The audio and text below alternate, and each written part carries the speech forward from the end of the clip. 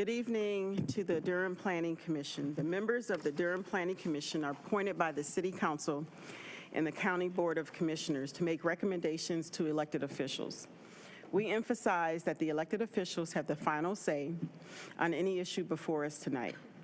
While this meeting is being conducted in person, it is also accessible using the Zoom virtual platform. In the virtual meeting platform, public participants do not have the ability to talk or be seen on video by default.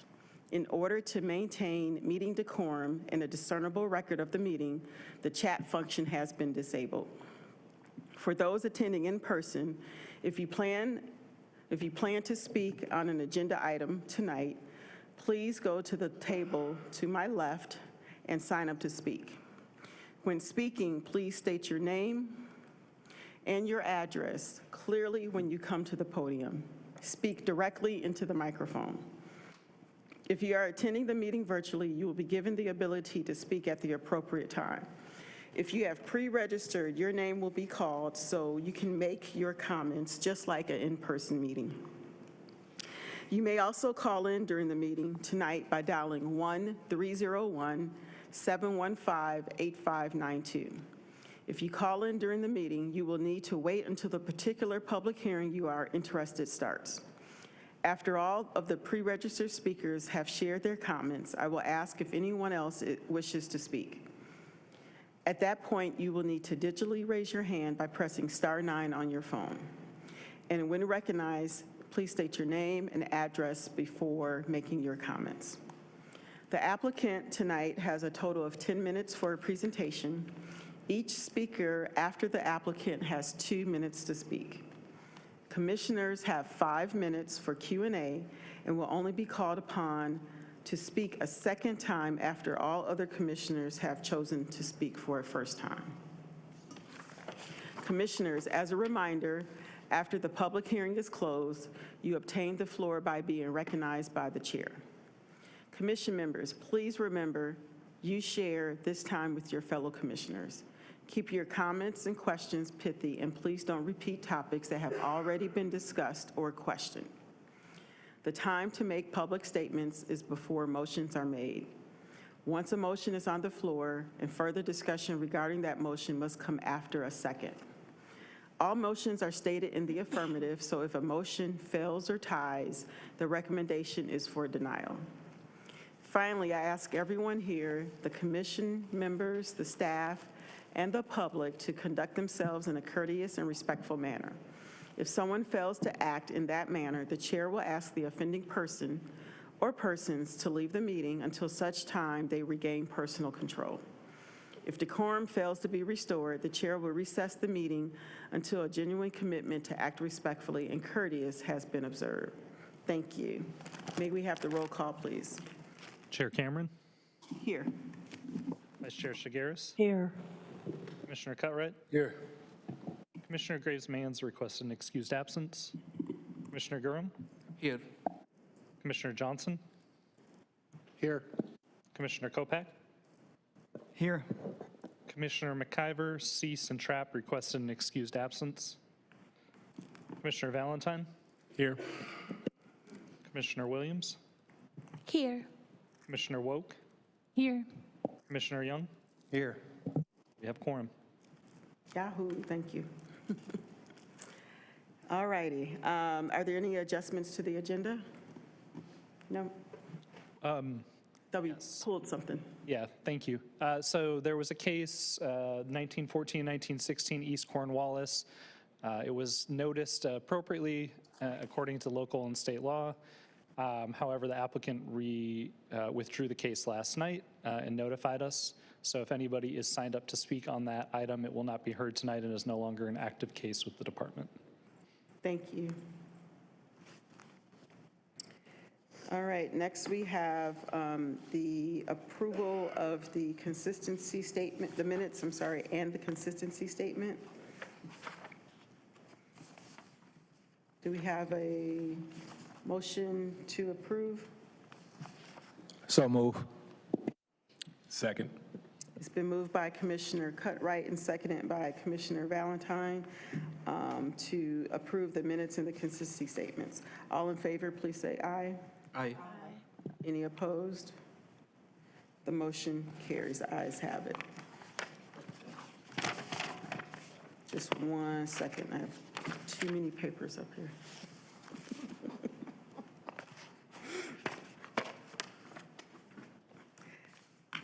All righty, we are going to move into the public hearings, the initial zoning map changes. The first case we have is Z23-000108, Kate's Estate.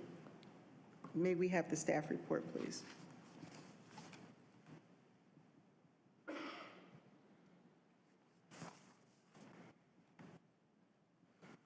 All right, good evening. Alexander Cahill with the Planning Department. Staff would like to note for the record that all items have been noticed in accordance with state and local law, and affidavits are available upon request from the Planning Department. Kate's Estate is case Z2310A. Just a little bit of context and background. We brought this to Planning Commission last month that going forward, direct translations or initial zoning map changes now come before the Planning Commission. And this was, the first 3 cases tonight are an example, or are initial zoning map changes. So what that means is an applicant is petitioning to annex into the city limits. In the zoning, the base zoning is staying the same. So that is this first case. We received a petition from Patrick and Rebecca Cates. Their property is located at 2625 East Farrell Road. They are currently in the county limits, and they are seeking annexation into the city limits. The existing zoning is residential suburban 20, and the proposed zoning will be residential suburban 20 city limits. The place type is established residential. Staff are not recommending a change to the place type. The applicant is seeking to construct 1 single-family home and connect to city water and sewer. This site is in the watershed overlay, the FJB. So again, this is a direct translation. I'll try to be consistent in my language tonight, but it's also known as an initial zoning map change. You'll hear both used. So you can see the site, relatively large site, 5 acres, RS20 is the zoning, and then you can see residential rural zoning to the slightly to the north and to the east. The aerial map shows the general location of the site and the surrounding development, which is existing single-family homes. And the place type shows this area as established residential with neighborhood, mixed residential neighborhood to the east or south. Single-family homes are consistent with the intent of the established residential neighborhood type. And then lastly, this map is probably new to y'all. This shows where the parcel or property is in location to the existing city limits. There is, because it's all white around, you can see there's no existing city limit, so this is not contiguous to the primary corporate boundary as it is now. So as this is a direct translation, there is no mechanism to commit to anything in excess of the ordinance. So what is allowed by the ordinance now is what will be allowed on this property in the future. Neighborhood meetings are not required for 1 or 2 single-family annexation projects.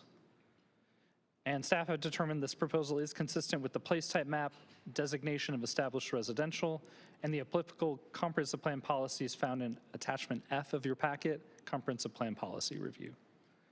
Staff are available to answer any questions. I'm not sure if the applicants are here tonight. Are the applicants here or on the Zoom?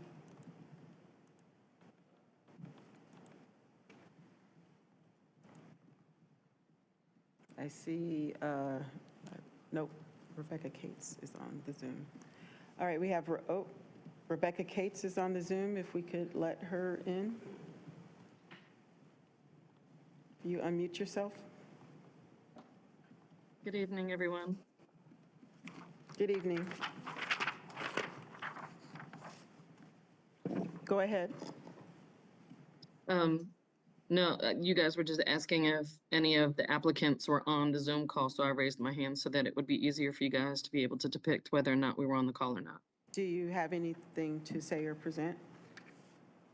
No, I've been working very closely with growth and planning, and I trust his presentation. Okay.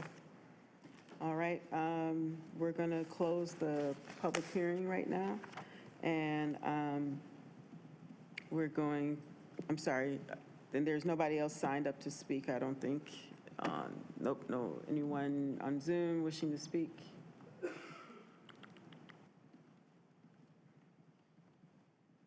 All right, we're going to close the public hearing, and now we're going to open it up for commissioner discussion and questions. None? Commissioner Johnson? Just a question for the planning group, just for awareness. Have no problem with the project per se.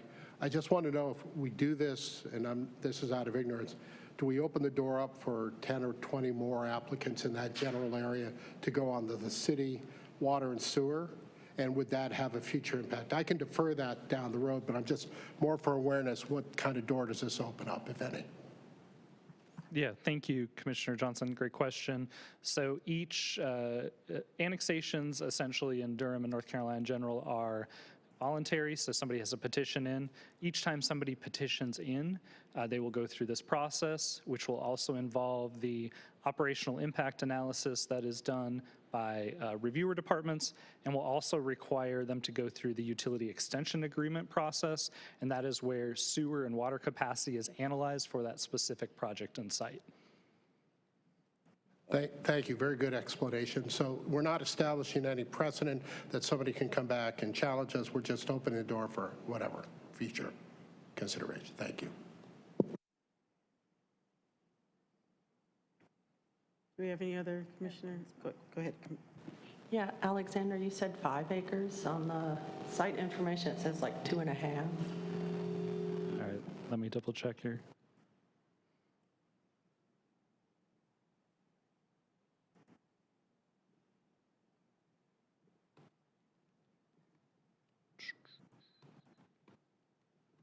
Yes, you're right. Correct. Thank you. 2.5 acres.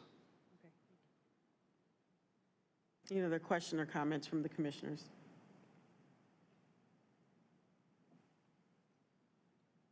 None. All right, let's go ahead and move this case forward, please. May I have a motion?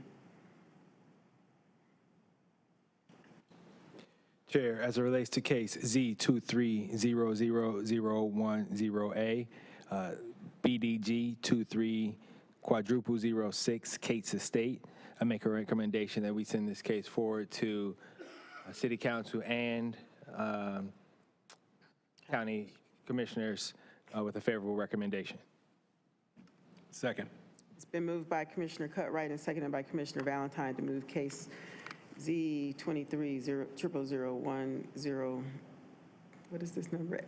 A1A forward to City Council and County Commissioners with a favorable recommendation. May I have the roll call vote, please? Can we, can I make a request that we amend that motion as it'll just go to the City Council? Okay. As amended, going forward just to the City Council. May I have a roll call vote, please? And I'm sorry, I missed who the second was. Valentine? Thank you. All right, Commissioner Cameron, Yes. Commissioner Shigaris, Yes. Yes. Cutright, Yes. Commissioner Durham, Yes. Commissioner Johnson, Yes. Commissioner Kopak, Yes. Commissioner Valentine, Yes. Commissioner Williams, Yes. Commissioner Woke, Yes. Commissioner Young. Yes. Motion carries 10-0. Thank you.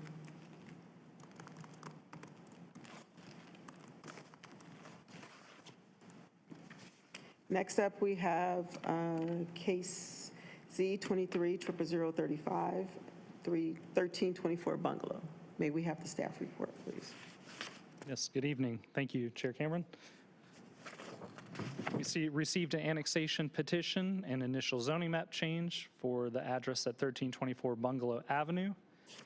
Again, this is a site that is zoned residential suburban 20 and they are seeking to annex into the city limits and keep the zoning at residential suburban 20 in the city.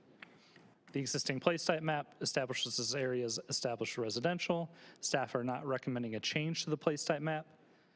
And this is again to connect one single family home to city water and sewer. You can see by the zoning context map that it is RS20 surrounded by RS20 to the northwest and east, and RS10, residential suburban 10 to the south. The aerial map shows the general location of the site along Bungalow Avenue to the west. And the place type map establishes this area, which is the orangish color, as established residential. Again, single family homes and established areas are recommended for this area. The annexation maps shows in yellow where the existing city limits are, and the white is where the county would be. And so you can see that this is an annexation that's slightly different.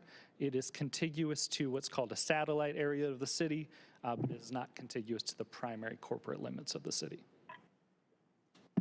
A reminder that a direct translation means there's no mechanism to commit to anything in excess of the ordinance, and what is allowed by the UDO for RS20 is what will be allowed on this property in the future. No neighborhood meeting was required, as this was a 1 or 2 single family annexation. And overall, the proposal is consistent with the place type map designation of established residential and the applicable comprehensive plan policies found in attachment F, comprehensive plan policy review. Staff and I believe the applicant are available to answer any questions. Thank you. At this time, the chair is opening up the public hearing. Is the applicant here wishes to speak or on Zoom?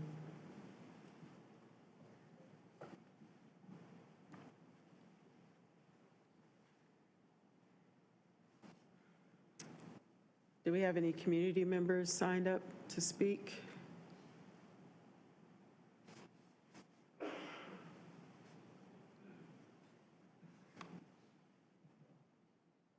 I believe Linda Davis is the applicant. Okay, Linda Davis, would you like to speak? You can unmute yourself. Yes, this is Linda Davis. Good evening. How are you all? My request was that I was wondering whether, we could have annexation basically for sewer. We have water on the property and we want to build single family homes there. Okay, This was our request. that's your request. Got it. Thank you. Are there any community members that wishes to speak? Anybody signed up, Alexander?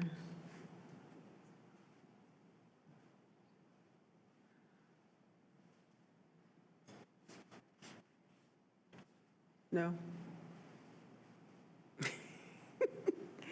All right, the chair is going to close the public hearing at this time. We are now open for commissioner discussion and questions.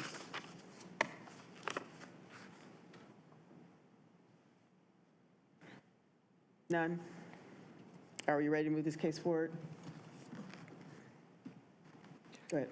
Chair, as it relates to case Z2300035A, BDG 2300022, 1324 Bungalow, I make a recommendation that we move this case forward to City Council with a favorable recommendation. Second. It's been moved by Commissioner Cutright and seconded by Commissioner Kolpak to move case Z230035A, BDG 230002, 1324 Bungalow forward with a favorable recommendation to City Council. May I have the roll call vote, please? Chair Cameron, Yes. Vice Chair Shigaris, Yes. Commissioner Cutright, Yes. Commissioner Durham, Yes. Commissioner Johnson, Yes. Commissioner Kopak, Yes. Commissioner Valentine, Yes. Commissioner Williams, Yes. Commissioner Woke, Yes. Commissioner Young. Yes. Motion carries 10-0. Thank you. Next, we have initial zoning map change, case Z230036A, 3411 and 3417 Pickett Road. May we have the staff report, please? Good evening. Thank you, Chair Cameron. Staff received a request for annexation for the properties located at 3411 and 3417 Pickett Road. This is for about 2.93 or 3 acres. The existing zoning is residential suburban 20. Again, the applicant's proposing to not change that zoning and keep it at residential suburban 20, but in the city limits. The existing place type map shows this area identified as established residential. This is, again, where single-family homes would be appropriate and subdivisions. The applicant is proposing to construct up to 5, potentially 6 single-family units would be allowed and connect to city water and sewer. You can see that RS20 is the predominant zoning in this area, as far as you can see. That's the yellow, so to the north, south, east, and west. The aerial map shows the general location of the site along Pickett Road. Then the place type map shows that the established residential, which is that orangish color, are these properties along Pickett Road. And then just south of that would be the green color, which is recreation and open space. The annexation map shows the existing city of Durham boundary, which is the yellow, and this would be contiguous to the existing primary corporate limits. Just a reminder that there's no mechanism to commit to anything in excess of the ordinance on a direct translation.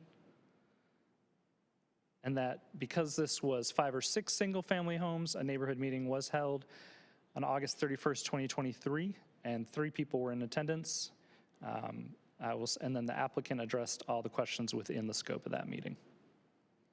The proposal is consistent with the place site map designation of established residential and the applicable comprehensive plan policies found in attachment F. Thank you, and I think this applicant is definitely here to answer any questions. All right, thank you. May we have the applicant to the podium, please?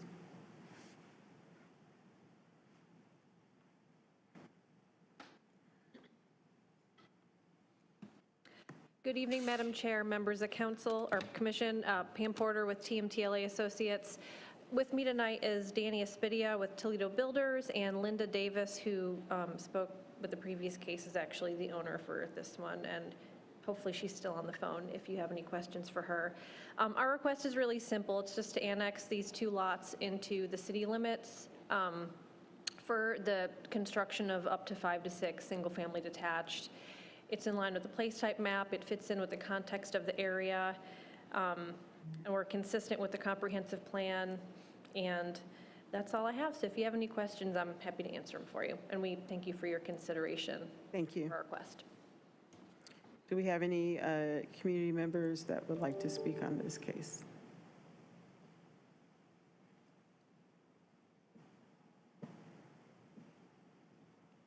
No one on Zoom or in the gallery? All right, I'm going to close the public hearing now. We are now open for commissioner discussion and questions. Yes, Commissioner Johnson. Just a couple of questions. One is there's a lot of trees there now in those 2 lots. Is there any plan to retain as many trees for the natural habitat, or will they all be cleared? I'm just wondering about the We'd have to process. meet the UDO requirements for tree coverage at the 10%. time of site plan. Yeah, if a site plan submitted to develop homes, I mean, this is in the future, so if a site plan submitted, we have to meet the UDO requirements. For 10%, right? Is that correct? Am I right? For residential, it's minimum 20%. 20%, sorry. That's okay. And one other question. I noticed that, if I read it correctly, there was no change in anticipated student impact, even though you're going from 2 to 6. Has that been looked at? Just curious. I would defer to staff. I think that change in density is probably low enough where that is likely the impact. Staff runs the numbers on that. We don't run the numbers in our office. That's in the staff report. That's what Okay. staff does. It's okay. But it does seem like that would be an appropriate, Adjustment. yeah. Alex? Yes, thank you. Great question, Commissioner Johnson. So because the base zoning's not changing, the number of students generated by RS20 in the county would be the same number as RS20 in the city.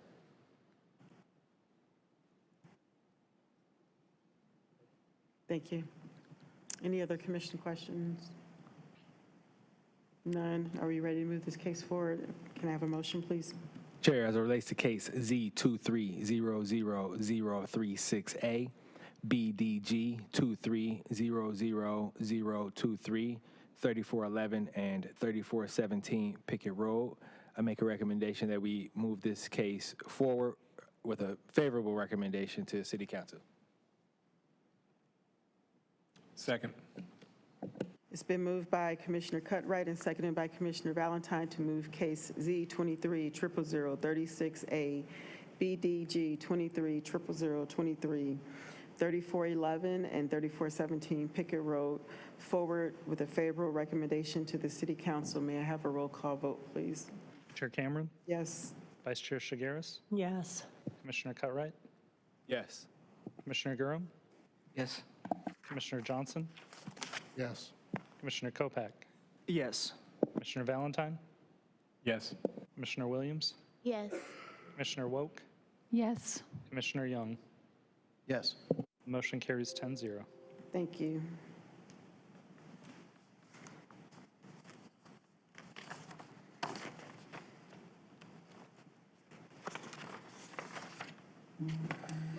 All right, we're going to move into the public hearings for zoning map changes. The first case is Z230017 Fayetteville Road. May we have the staff report, please? Good evening, Brooke Roper, City County Planning Department. Moving on to the next slide, the following information summarizes the application. Pamela Porter of TMTLA Associates proposes to change the zoning designation of 3 parcels of land totaling 31.90 acres and located at 8310, 8404, and 8613 Fayetteville Road. The current zoning is residential rural. The applicant proposes to change this designation to Planned Development Residential 11.010 through a textual development plan to allow up to 300 residential units consisting of at least 2 of the following unit types: single-family, duplex, multiplex, an attached house, townhouse, or apartment. A minimum of 100 units have been committed as multifamily.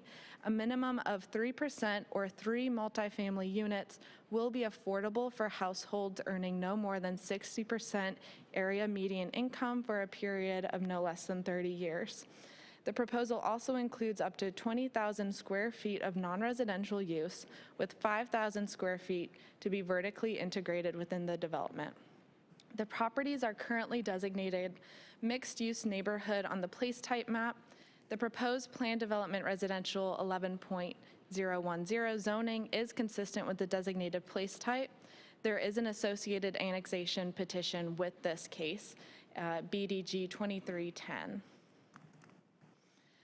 The existing zoning is residential rural. The site is surrounded by residential rural, mixed use, and PDR. The aerial map shows the general location of the project within southern Durham. The place type map designation is mixed use neighborhood, and the proposal is consistent with the place type. The contiguous annexation would include 2 of the 3 site parcels as shown. Here's a summary of the commitments within the textual development plan. 3 site amenities would be included. As I noted, 3 multifamily units would be considered affordable. Contribution to the Durham Dedicated Housing Fund and Durham Public Schools have been offered. A shared use path would be constructed along the site's frontage, along with a high visibility crosswalk, and the erosion control sediment basin would be increased by 150%. A neighborhood meeting was held in accordance with UDO requirements on February 22nd, 2023, where 52 community members were present. To conclude, the proposal would allow 300 residential units consisting of at least 2 of multiple unit types, with a minimum of 100 units being multifamily, of which 3% would be affordable. The proposal would be for 2,000 square feet of non-residential use, with 5,000 square feet to be vertically integrated. Additional commitments listed previously would contribute to improved pedestrian and bicycle connectivity and stormwater management for the site in excess of UDO requirements.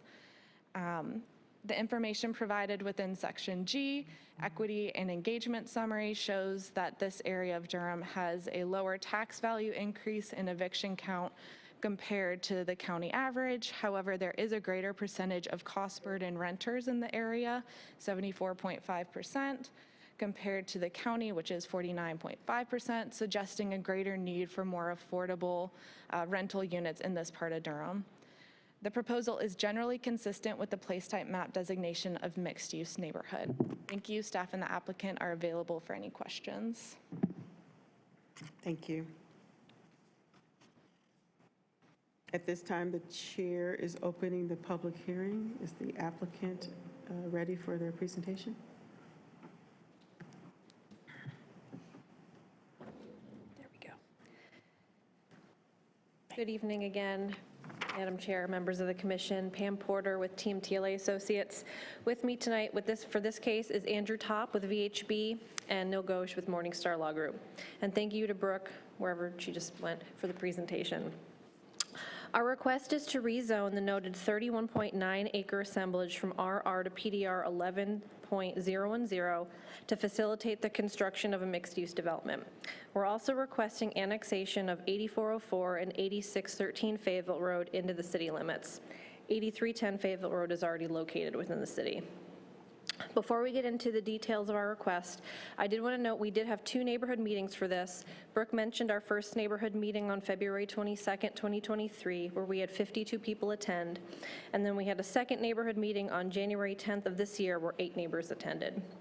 And for the second neighborhood meeting, we noticed people that lived and owned land within 1,000 feet of our property. As staff noted in the presentation, we are committing to a maximum of 300 dwelling units. And as part of the residential portion of the development, at least 2 of the following will be required: single-family detached, duplex, multiplex, attached house, townhouse, and apartments. And a minimum of 100 of those units will be multifamily. The development also commits to a non-residential development component, which is up to 20,000 square feet of building area of the development will be non-residential, and a minimum of 5,000 square feet of that will be vertically integrated. The development prohibits certain non-residential uses such as electric gaming operations, nightclub or bar, payday lender, and adult establishment, and additional prohibited uses are noted in our text commitment number 8. Other notable commitments include a minimum of 3% of the multifamily units will be affordable at 60% at AMI for 30 years, a donation to the dedicated housing fund in the amount of $145,500, a donation to Durham Public Schools in the amount of $100,000, 150% increase in size of the erosion control sediment basin during construction, a 20-foot wide tree preservation area or a 20-foot wide landscape buffer if sufficient vegetation does not exist along REID 150691, which is the lot where the Chancellor's Ridge townhomes are located, will be included at site plan. And this is a commitment that came from our neighborhood meeting, our first neighborhood meeting, as some of the residents of the Chancellor's Ridge townhomes were concerned with visibility. So we proffered that buffer or tree conservation in that area. Pending NCDOT approval, build a high visibility crosswalk with push button signals to connect future multi-use path along the frontage of Fayetteville Road with pedestrian facilities at future entrance intersecting Swift Creek Crossing. We have commitments to a varied front facade design for any single family or townhome unit, which will create a quality neighborhood where houses don't all have the same appearance as you look down the road. A minimum of 3 of the following open space elements will be included: dog park, playground, pocket park, community garden, pool, clubhouse, or playfield.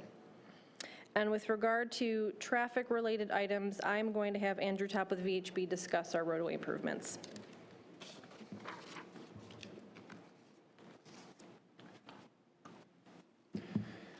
Good evening. Andrew Topp, traffic engineer with VHB Engineering. Wanted to review some of the findings of our traffic impact study. This was done in accordance with City of Durham and NCDOT guidance using assumptions developed in terms of growth rate, approved developments, and other, and the number of intersections based on our memorandum of understanding and pre-scoping meeting for the TIA. So based on our traditional traffic engineering standards, this site will generate traffic, and in which case a series of mitigation measures are recommended and required to help mitigate for that traffic impact.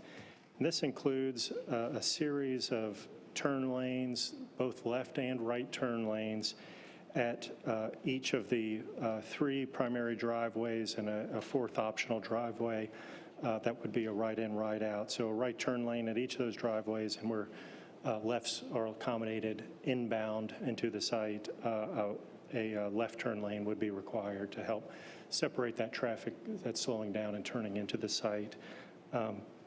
There are some committed improvements already along the corridor, specifically at the NC 751 and Fayetteville Road intersection as part of 751 South. This accommodated that those would be built by that developer, but based on the timing, if they were not built at the time of this opening, that will be looked at, and improvements such as the westbound right turn lane would be incorporated and built as part of this development. And Pam already mentioned the potential pedestrian crossing measure that was recommended as well. But with that, with the inclusion of each of those intersection improvements, traffic is mitigated, fairly minimal delay increases at any of the intersections studied, and feel that this development does not negatively impact safety or welfare from a traffic safety impact at any of these intersections that we reviewed. But happy to answer any questions as well. Thank you, Andrew. In summary, it's no secret that this part of Durham is growing. The adoption of the new comprehensive plan and place type map have set this area of Durham up for this type of mixed-use development. And we're excited about this project and look forward to seeing it come to fruition, and we are all available for questions. Thank you. Thank you.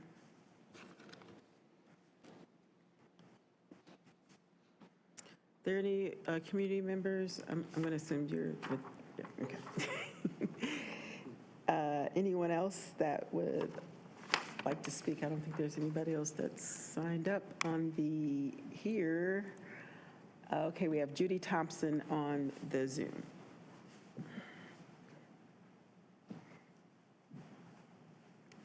Yes, can you hear me? Yes. Okay, my name is Judy Thompson, and I live at 8321 Fayetteville Road. I have a question for Mr. Top with traffic. He kind of glossed over the intersection at 751 and Fayetteville Road in terms of which just let me make sure that everyone on the commission understands that that's a 270-degree turn from 751 to Fayetteville, or from Fayetteville to 751 right now. It's a substandard intersection, and at any time, it's probably rated level of service F according to the state of North Carolina. But don't quote me on that. I'm just saying I've been stuck in it so many times. So maybe he needs to come back up and answer this for everybody, because he said that the developer would not be required to improve that intersection. Am I misunderstanding what he said?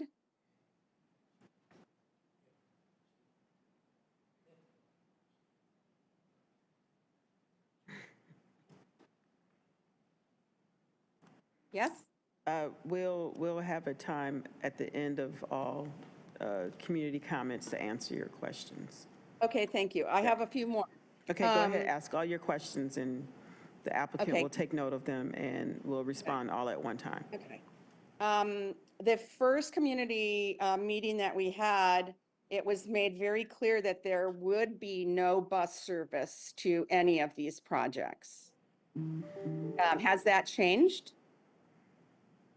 Okay, next question. And there is an additional project on 751 that's, I believe that's being proposed.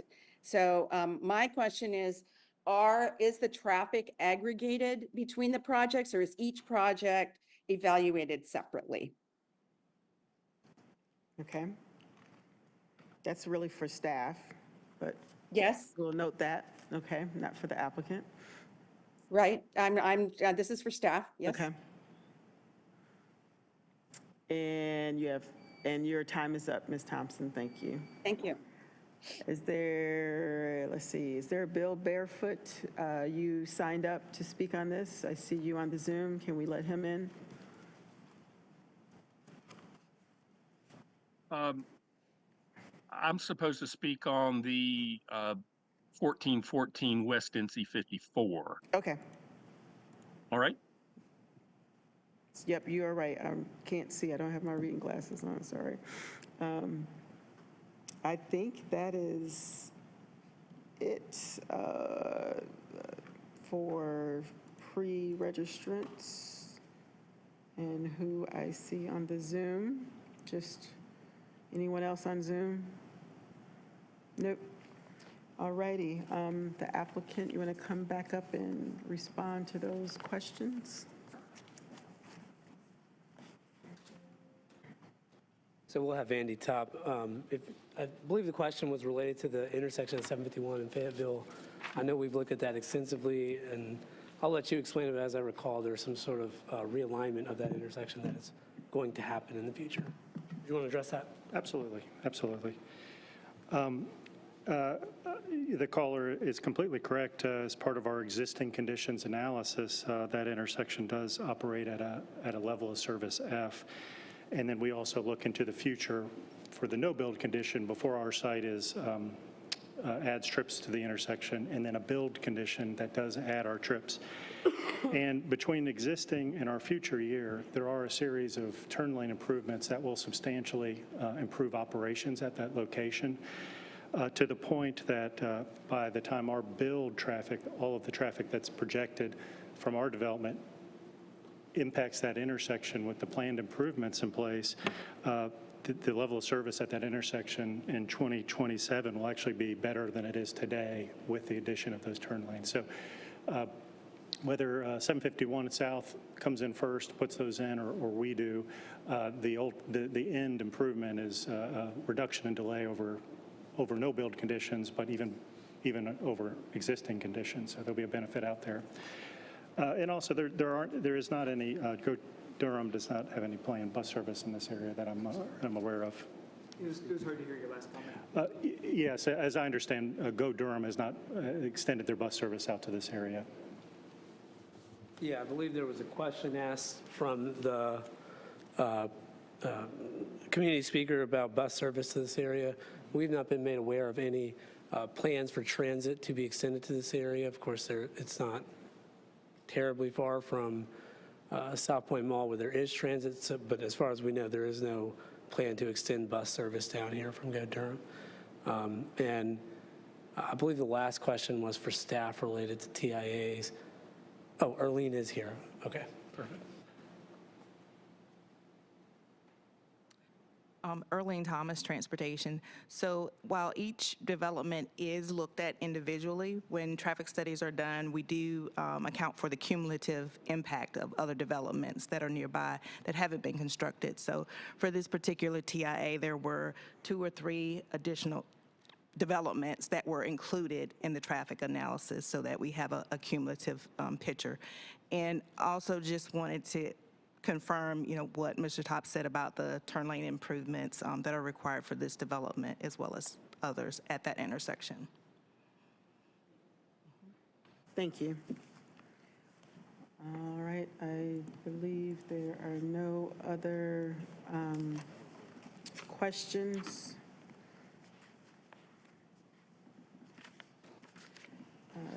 Ms. Thompson, you've already had your 2 minutes. I'm sorry, I can't give you an additional 2 minutes to speak. Are there any other questions?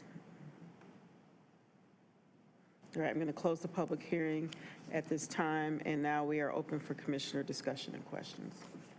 Commissioner Cutright. Thanks, Chair. Just a quick question on affordability. Yeah, I think you all have some good proffers here generally, good proffers, about 1% of your units are affordable. Any chance to increase that? Well, I just want to be clear, it's 3% of the multifamily units. Right.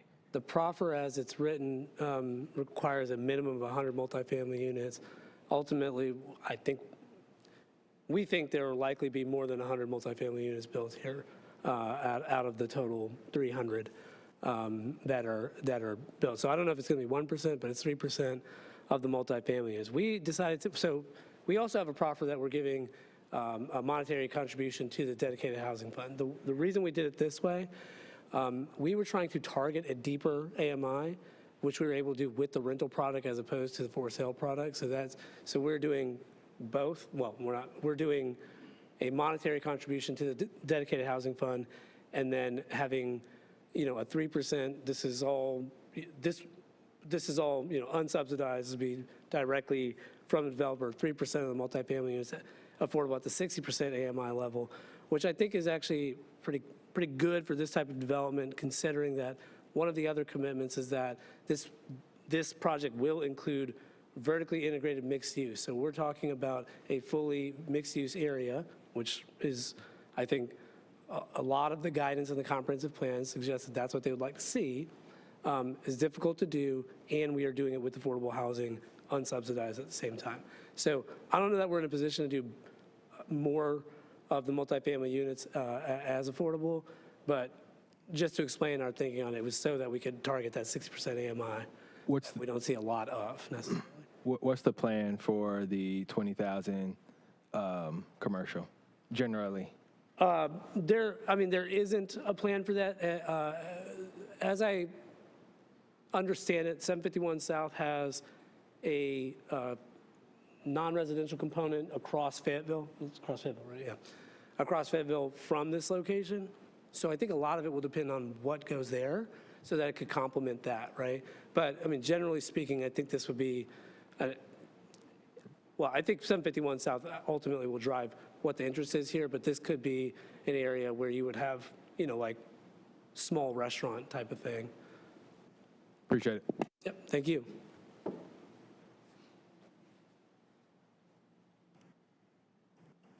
Commissioner Johnson. Thank you, Chair. I'm going to make a statement, and then I'm going to ask some specific questions. Notwithstanding the traffic information, there's a lot of developments going on in this quadrant. We had one a couple months ago. We had one deferred recently. The total composition of this concerns me in terms of impact on the area. I do commend you for some of your proffers. Providing money to the housing fund, providing money to school, but I don't think we have a broad enough view about the overall impact in this area. As the speaker talked about, Fayetteville and 751 coming together is a neck. It's a problem. And then you're adding more development on 751. You're adding more development on Fayetteville. It's creating major concerns for me on infrastructure impact. It's major concerns on water pressure, environmental. So that's where I'm coming into this. I'm just being honest. I'm looking at the zoning impact related to the total scope. With that said, I do have a couple questions I want to add to the question I heard before. I don't understand the 3% multifamily unit. I understand 3 and 100. I just don't think that really meets the character of what we're trying to do based on previous project. So I don't need an answer. I'm just giving you some feedback there. Number 2, the proffer for $100,000 versus a potential impact of $500,000 with students seems a little bit, it's good, but it seems a little bit short to the overall impact if those numbers are correct based on the potential student impact. Why a restaurant? That's one question. You have the mall, you've got lots of facilities literally 2 miles down the road. Why add retail and restaurant, which isn't consistent with Fayetteville Road today? We're taking guidance directly from the comprehensive plan and place type map. Yeah. I did say that I think it would be a good spot for a restaurant in this mixed-use development. We're not requiring a restaurant. That's one of the uses that would be allowed. But ultimately, I think, to answer your question, we are doing a mixed-use development because that is what the comprehensive plan calls for here. That's why we have envisioned the project in this manner. Whether it ends up being a restaurant, I think, is a fair question. you're suggesting that you think a restaurant should be eliminated as a possible use, that's something we can look at. But ultimately, it should be a mixed-use development based on the place type map. So would you proffer to take off the restaurant and retail tonight, or is that still to be discussed? I'd have to speak with the client about that. Like I said, something we can look at, but I don't, I mean, I don't really understand why a restaurant wouldn't work here. But if that's your opinion, I mean, I'm certainly willing to listen to it. Yeah, it's more of the composition of the area generally that's there today. So a couple other quick questions within my time. The traffic substance mitigation, are all the turn lanes going to be on Fayetteville? I wasn't clear on that. Are some of the exit points going to be on 751 for this development? So I'll have Andy Top come speak about that, but I did want to make one thing clear. I don't know if it's possible to pull up a map of the area that we can point to, but currently, and I think the community speakers mentioned that Fayetteville and 751 come to a pretty sharp intersection, and the turn there is very difficult as it is today. There is a project or plan to realign that intersection to straighten it out and make that turn easier ultimately, right? So I think the statement that the speaker made is correct. I think in the future, and this is consistent with what Andy mentioned earlier, that intersection is going to improve, I think, whether this project gets built or not. And then with the improvements that are associated with this project, that intersection will improve over what it is right now, even with all of the development being built based on the improvements that are slated for that intersection. Andy, could you speak to our access points? I think that was the ultimate question. We have 1 minute left on this. Yeah, before you answer the question, I have one more question I'd like you to couple with that. One is, would you be willing to fund a turn lane on the right side of Fayetteville that would turn into 751, reduce traffic flow going from Fayetteville down 751? Thank you. Yes. To answer your question, in terms of the turn lanes that we're building, if the driveway is on 751 or Fayetteville, those turn lanes are included. In terms of at that intersection, yes, there's a westbound right turn lane from Fayetteville on to 751. That's part of the recommended improvements at that location. That will help improve level of service.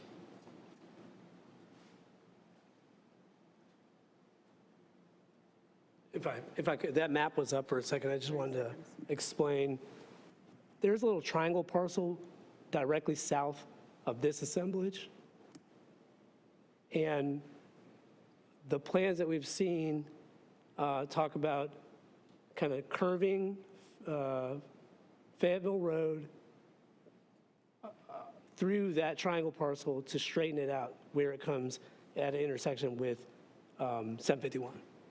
So that's the reconfiguration of that intersection that I was discussing previously, or that I mentioned previously. Thank you. Commissioner Valentine. Yes, I just want to follow up on the question with regards to the improvements. I'm still not clear because you had stated that the 751 project could come later and do the improvements. And so is the developer going to do the improvements, or? I see. I think maybe, correct me if I'm wrong, both projects are responsible for, some of the road improvements overlap between both projects. Whoever gets there first is responsible to do it. Okay, I see. Correct, yeah.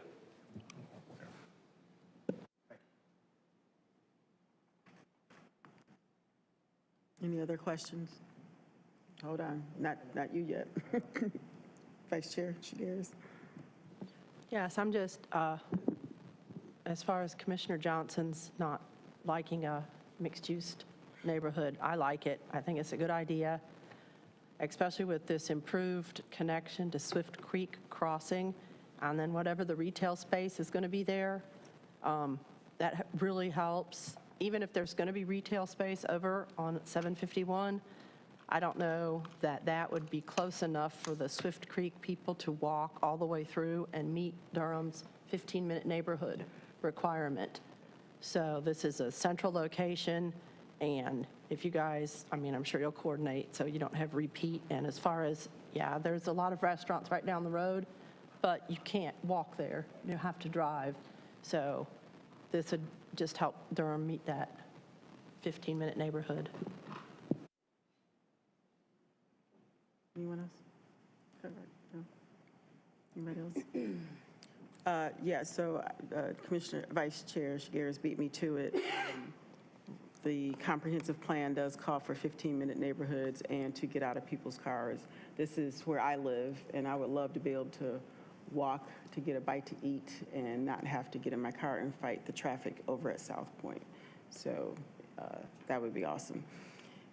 Commissioner Johnson.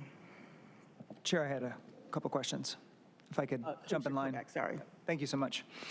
Yeah, I would also echo the interest in a mixed-use project at this location per the comprehensive plan. I had a couple questions regarding affordability and some of the bike ped infrastructure improvements. You talk about centering the affordability only in the multifamily aspect of the project, which could be 100, it could be more. Why not consider applying the affordability to some of the other types of housing that will be in this, on this site? I think I heard reference to single-family, duplex maybe was in there, as well as the multifamily. I may have misunderstood that, but what was the rationale for not applying that outside of the multifamily? So our rationale is because we are able to target a deeper AMI through the rental. I guess what I'm saying is we felt we could achieve a lower AMI, provide housing for a lower AMI level through the rental product than we could with affordable housing if we were to do it on the for sale side.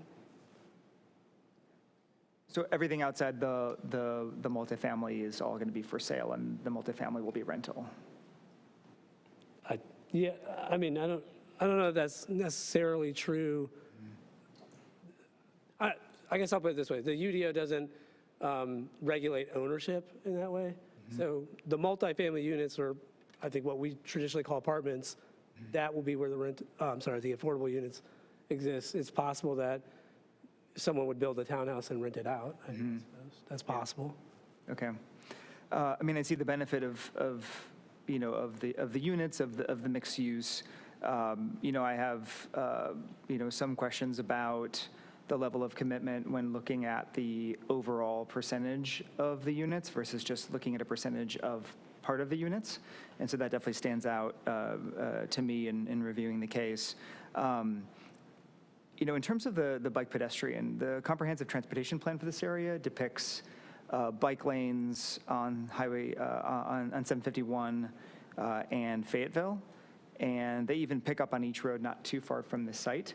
I see that there was the commitment to the high visibility crosswalk, and then the applicant's going to review other recommendations of BPAC at the time of site plan. But, what was the rationale for not being able to make additional commitments for this site when you have a pretty good idea what the development's going to look like? There are bike lanes just down the road. We're trying to make this more connected, to other parts of the residential and to the commercial. Why not include those sorts of commitments at this stage in the project? I mean, I think they are included. This project will be providing as a 10-foot multi-use on Fayetteville and on 751. So the direction that we've been getting from the city is, and maybe the city's getting from DOT, I'm not exactly sure, that the on-road bike lane is not favored any longer. So the 10-foot multi-use path. So that will serve that purpose? Yeah, it would serve that purpose, exactly. And so I believe we have that proffered as part of this commitment. Okay. All right. Thanks for clarifying that. And then I'm just curious, we heard from one resident this evening. You had the 52 attendees at that first meeting, 8 at the second. I'm just curious what other sorts of feedback you heard from the residents of this area about the project. Well, I'm glad you asked the question. I mean, I would say the first neighborhood meeting we had a lot of interest in it. We had taken direction from what we had heard there, related to like buffers, related to there were a lot of questions about traffic, but as far as items that were added to the development plan. I would say the buffers there were some uses we knocked out of the equation, and the connectivity generally, the pedestrian connectivity. Those items were added to our project. And I think as a result, when we had the second neighborhood meeting, we didn't have nearly as many people that attended. I hope that's because, I can't necessarily say it's because we had tried to address those, the issues that we were aware of. And I think even from the second neighborhood meeting to this public hearing, we see even fewer people that have expressed concerns about the project. Yes, there are concerns that have been expressed. The traffic one, which I think is primarily what was expressed here, we have addressed it through our TIA and have made every commitment. We have committed to every recommended improvement from the TIA. So ultimately, I think we have addressed the traffic concern to the extent we're able to. I'm not sure that we could, that is the way that development happens. It's not to suggest that traffic isn't an issue today, but at the same time, we are doing our part to mitigate that.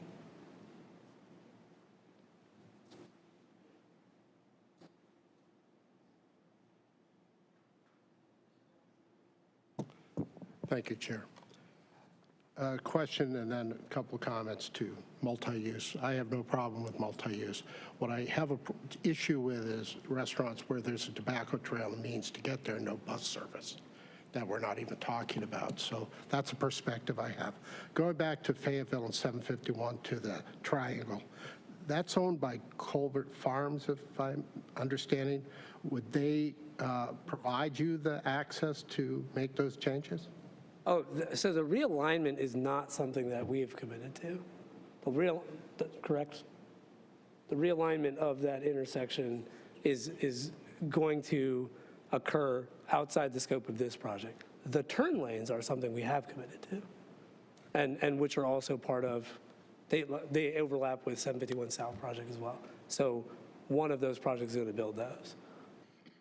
Okay, thank you. Thank you, Chair.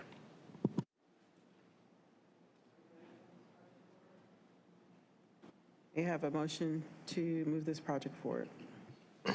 Chair, as it relates to case Z, Sorry. oh, no. As it relates to case Z2300017, Fayetteville Road, I move that we send this case forward with a favorable recommendation to City Council. Second. It's been moved by Commissioner Cutright and seconded by Commissioner Williams to move case Z230017 Fayetteville Road forward with a favorable recommendation to City Council. May I have the roll call vote, please? Chair Cameron, Yes. Vice Chair Shigaris, Yes. Commissioner Cutright, Yes. Commissioner Durham, Yes. Commissioner Johnson, No. Commissioner Kopak, Yes. Commissioner Valentine, Yes. Commissioner Williams, Yes. Commissioner Woke, Yes. Commissioner Young. Yes. Motion passes 9-1. Thank you.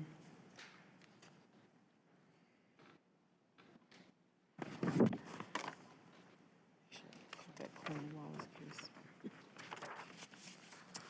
All right, now we have case Z2300231414 Highway 54. May we have the staff report, please? Good evening. Brooke Roper, City County Planning. Just going to allow Alexander a moment to pull up the slides. Kelly Carrion of 54 Friends LLC proposes to change the zoning designation of one parcel of land totaling 0.582 acres and located at 1414 NC Highway 54. The current zoning is residential suburban 20. The applicant proposes to change this designation to office and institutional, with a textual development plan to allow up to 6,000 square feet of building space. The properties are currently designated neighborhood services on the place type map. The proposed OID zoning is consistent with the designated place type. The aerial map shows the general location of the project in southwestern Durham. The existing zoning is residential suburban 20. The site is surrounded by residential suburban 20, residential suburban multifamily, and office and institutional.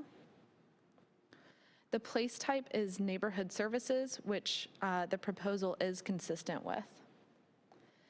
The applicant has included textual commitments, including stormwater control measures and right-of-way dedication. A neighborhood meeting was held in accordance with UDO requirements on May 9th, 2022 and June 9th, 2022. 3 and 1 community member were attended each meeting. The proposal would allow all uses under office and institutional district except schools, elementary, middle, and high, drive-through facilities, and multifamily residential. The proposal commits to a building footprint consisting of no more than 6,000 square feet. The proposal is generally consistent with the place type map designation of neighborhood services, and staff recommend prohibiting all residential uses on site, including group living, to better align with the neighborhood services place type. Thank you. Staff and the applicant are available to answer questions.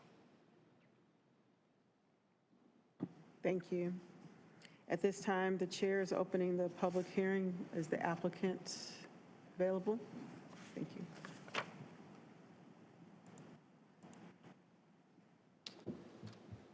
Good evening, Chair Cameron, Vice Chair Sierras, and members of the Planning Board. My name is Planning Commission. Sorry about that. My name is Noah Ghosh. I'm an attorney at the Morningstar Law Group at 700 West Main Street here in Durham. I'm representing the owners and applicant of this particular piece of property. I'd like to just kind of tell you the story about this property. This is property that was acquired by a small business that is looking to establish their office here.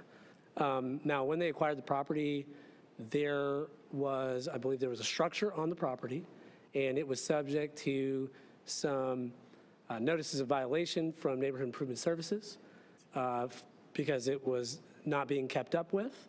And this owner resolved all of those essentially by cutting the grass and demolishing the structure. The structure was quite old, and so there had to be asbestos remediation when they did that. So they went through that entire process to get the site ready to be developed for an office. I think the rezoning is fairly straightforward in that it's a small, I think less than half an acre or about half an acre site that they would be putting one building on. Ultimately, that's what will fit. And the designation on the place site map is interesting because that designation follows the 54 corridor about one parcel deep for neighborhood services. So this parcel has always been accessed directly, from Dresden, not Highway 54. But the way I think that place site map works is that the building would kind of address Highway 54. However, we do have a zoning condition that the property would still be accessed from Dresden Drive, so as not to provide another driveway cut on 54.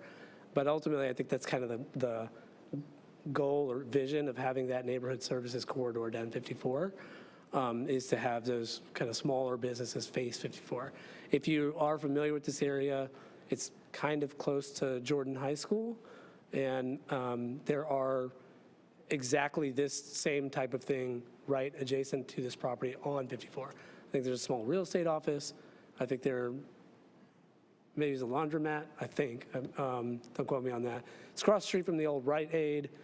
So it's kind of an interesting area. It's one of the 751, 54 intersection is one of the busiest intersections in the city of Durham. This is just beyond that intersection, and yet there are residential homes right there. So this would be a small scale office type use adjacent to existing established residential, and I think it will fit in quite well. We did have 2 neighborhood meetings. I think the gentleman, Mr. Barefoot, who was on, who you called earlier, who was speaking about this, we spoke with him a couple times. He's the direct neighbor to the north, and yeah, we've had a few conversations with him, and I think this project is going to be a good use of this property, certainly better than a dilapidated home that was there previously. Thank you. Thank you. Do we have the sign-up sheet? Is there anyone in person that would like to speak? No? Okay. All right, on Zoom, I do know we have Bill Barefoot that would like to speak on this. Go ahead, sir. Unmute yourself. Yes, Bill Barefoot here. I appreciate it. I have had a couple conversations with Mr. Ghosh, been very forthcoming, provided a lot of information. He is correct. There was a very dilapidated house up on at that property that they have removed, and they did do the asbestos remediation, and it is now just a cleared lot. My only concern is with the text development plan and not a site plan is, and I had a discussion, I sent an email to Ms. Roper, to the Planning Commission. I know it doesn't qualify as a steep slope off the back third of the property. It's about 0.6 of an acre, but the slope that comes down from the north end of the property does abut my property, and it drains to like a little mini wetlands between my house and the back end of that property. I know that the zoning map change report mentions a potential stream on the northeastern edge. I don't think it's really a stream, it's just where it drains and there's a gully there. So my only concern would be how the drainage is handled. And I know that the right next door, New Hope Court, they've been good citizens to the Dresden and Biscayne, Hope Valley Heights neighborhood. And I would expect, I don't have any opposition to the plan for an office. I just would be concerned about how it would affect my property. I told Mr. Ghosh I didn't want him to build a giant retaining wall. Yeah. You've reached your time. Thank you. Sure. We'll see if there's anybody else. Is there Elisha Goldloff? She signed up. I don't see her on the Zoom. Anyone else? No one else? All right. I'm going to respond to those questions. So I just want to respond to Mr. Barefoot, and he has made us aware of this exact concern. This is something we've taken a look at, and I mean, it's a text-only development plan, so he's correct. There's no site plan associated with it right now. We do have a commitment to handle the 25-year storm, which I know we've seen a lot of commitments to handle a 100-year storm. This is a one-building, very small piece of property, very hard to accomplish the 100-year, but we are acutely aware of his concern and are doing our best. We will do our best to address it, make sure we're not inundating his property with water. So just want to make that clear. All right.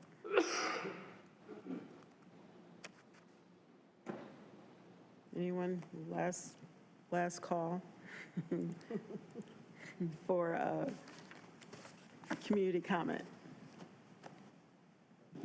None. All right. The public hearing is now closed, and we are now open for commissioner discussion and questions. Anyone? Commissioner Johnson. Chair, I just want to clarify, is this .582 acres? Did I have that right? Based on my reading? Yes, that's right. Yeah, I heard it different when the presentation was made on the acreage. My question is just curious, because there is residential areas around there, did you consider, because we're always focused on housing, did you consider a residential approach rather than a building? So, yes, and I believe staff mentioned that their recommendation in this area would be to eliminate all residential uses from the zoning, including group living, which I have asked my client about. To be completely transparent, I thought we had done that. I see that we did not. I'm just talking to Brooke. So I did ask my client to clarify, and I haven't heard back from them. But yes, we did discuss a residential approach here. And because of the place type map designation, staff, I think, has been pretty clear with us that a residential use here would not match that. And also, I should say, and my client is very specific that they want to open their office here. So I mean, that's what they want to do. Thank you. Thank you, Chair. Are there any other questions? Commissioner Kopak? Thank you, Madam Chair. Just to, I've been out to this site. I know the location. Seems like a good place to establish a small business. I'm curious what you thought about the recommendations for additional pedestrian infrastructure to help with people who are traversing the road there in front of where the business will be, and whether there's additional safety improvements that could be installed there. Recommendations for raised crosswalk, I think was the one in particular. I'm not sure quite how the question of ADA fits in, but maybe that is about the road you said the folks were coming in on. But I'm most curious about the crosswalk improvements. So, to my knowledge, I assume you're talking about a raised crosswalk across Dresden Drive at 54, and as opposed to a mid-block crossing on 54, which I don't think would be approved anyway. That's right. So the direction that we've gotten generally, I'm not saying specific to this site because I don't know that I had this conversation. The direction that we got generally is that a raised crosswalk is going to be a facility that is used in a high pedestrian traffic area, which I'm not sure that this area is. Also, the raised crosswalks do interfere with emergency vehicle access, and Dresden is a residential, I mean, everything else on there is a residence in an established community. So I'm not sure that a raised crosswalk would be approved in this location. I wonder if Erlene has any thoughts on that since she's here.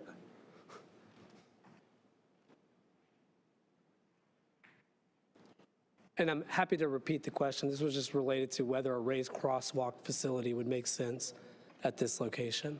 So Earlene Thomas, Transportation. I was just reading the specific comment from BPAC regarding the raised crosswalk, and it looks like they have requested those across the driveways. So for your access point to Dresden, where the sidewalk remains constant across the driveway. But specific to your question about a crosswalk on NC 54, that is not likely to be approved at that specific location at an unsignalized, high traffic volume roadway there. What I heard Mr. Ghosh asking was about Dresden, right? Applicability to Dresden versus to Highway 54. Do I have that right? That is what I was asking, but I think you're saying the comment was about having a raised crosswalk across our driveway? Yes.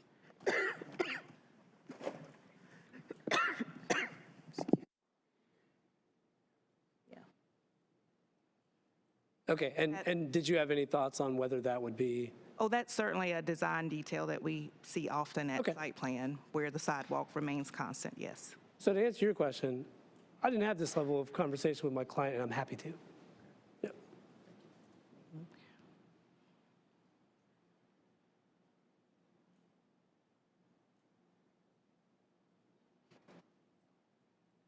Your cut, right? Any other comments, questions? Commissioner Valentine? No? Are you ready to move this case forward? Let's go.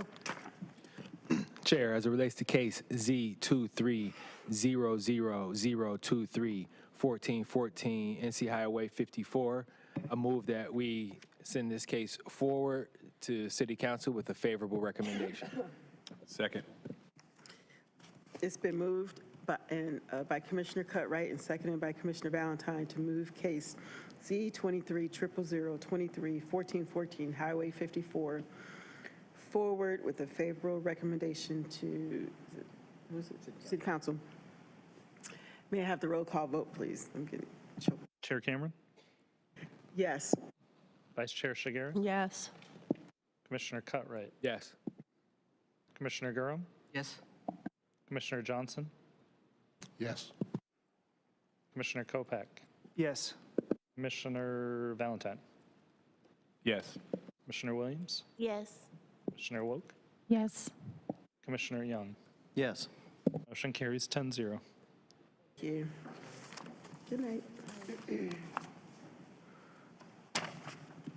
Now we have case Z23-00032, 5005, and 4917 Chin Page Road. May we have the staff report, please? Thank you, Brooke Roper, City County Planning. Pam Porter of TMTLA Associates proposes to change the zoning designation of two parcels of land totaling 2.52 acres and located at 5005 and 4917 Chin Page Road. The current zoning is industrial light and residential rural. The applicant proposes to change this designation to industrial light with a textual development plan to allow the development of light industrial facility. The proposed development plan limits the uses allowed within the site. The properties are currently designated general industrial and recreation and open space on the place type map. The proposed ILD zoning is consistent with the general industrial designated place type. However, it is not consistent with the recreation and open space place type.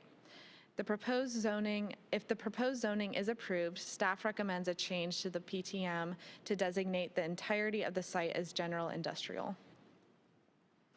The aerial map shows the general location of the project in southeastern Durham. The existing zoning is residential rural and industrial light.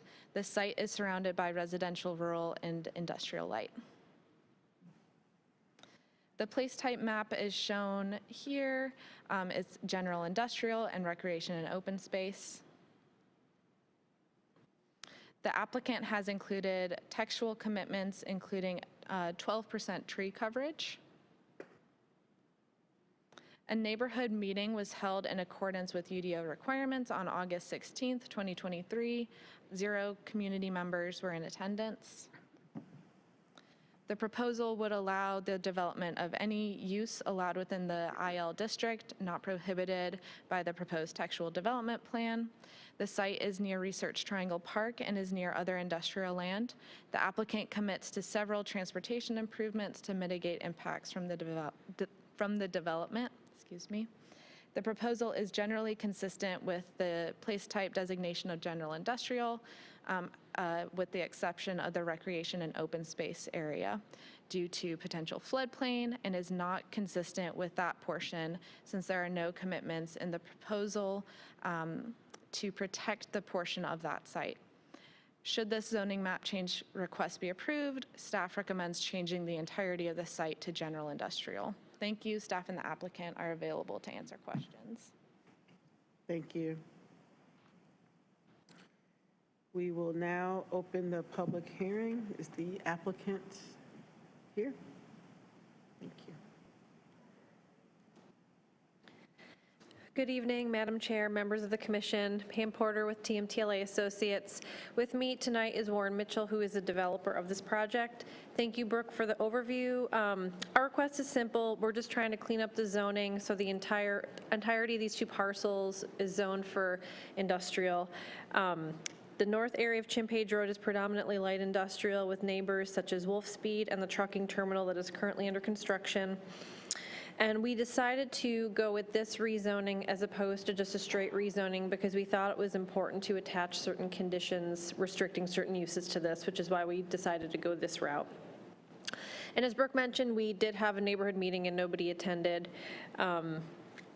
There's a lot of industrial out there, so we didn't anticipate we would get a lot of neighbors, but nobody called in. And at the end of the day, it's just to clean up a zoning line that runs through the parcel for future development of industrial-like flex space type uses. So thank you for your consideration, and I'm here as well as Warren with any questions. Thank you. Thank you. Do we have anyone present that would like to speak in the galley? None. I see Mimi Kessler is pre-registered, and she has her hand raised on the Zoom. Good evening. Can you hear me? Yes. My name is Mimi Kessler. My address is on record. I live in Durham. I I always worry when no one attends community meetings. And in looking at what surrounds this parcel, it is true that it's sort of in a continuation of the industrial zoning, but it also has a house right next to it. And and I guess that my concern is that the 600 feet or whatever number of feet it is that they were required to notice, whether that included the house next door and the farm across the street. That's my question. Thank you. Thank you. Is there anyone else that would like to speak on this, on the Zoom? If not, we'll have the applicant come back up and answer that question. Thank you. So to get to the question from Mimi, the land across the street is owned by Goodwill, and that's actually another project you will be seeing in several months that has a rezoning tied to it. But there were no residents within 600 feet, which was the notification boundary for when we had our neighborhood meeting. The two lots that the partial RR zoning, there's houses on that exist on those lots. I don't know if that's what she's referring to, but there was no house of the resident that lived within, or that was within 600 feet. So it was mainly the industrial lots and the vacant lots that were around. And I hope that clears that up. Thank you.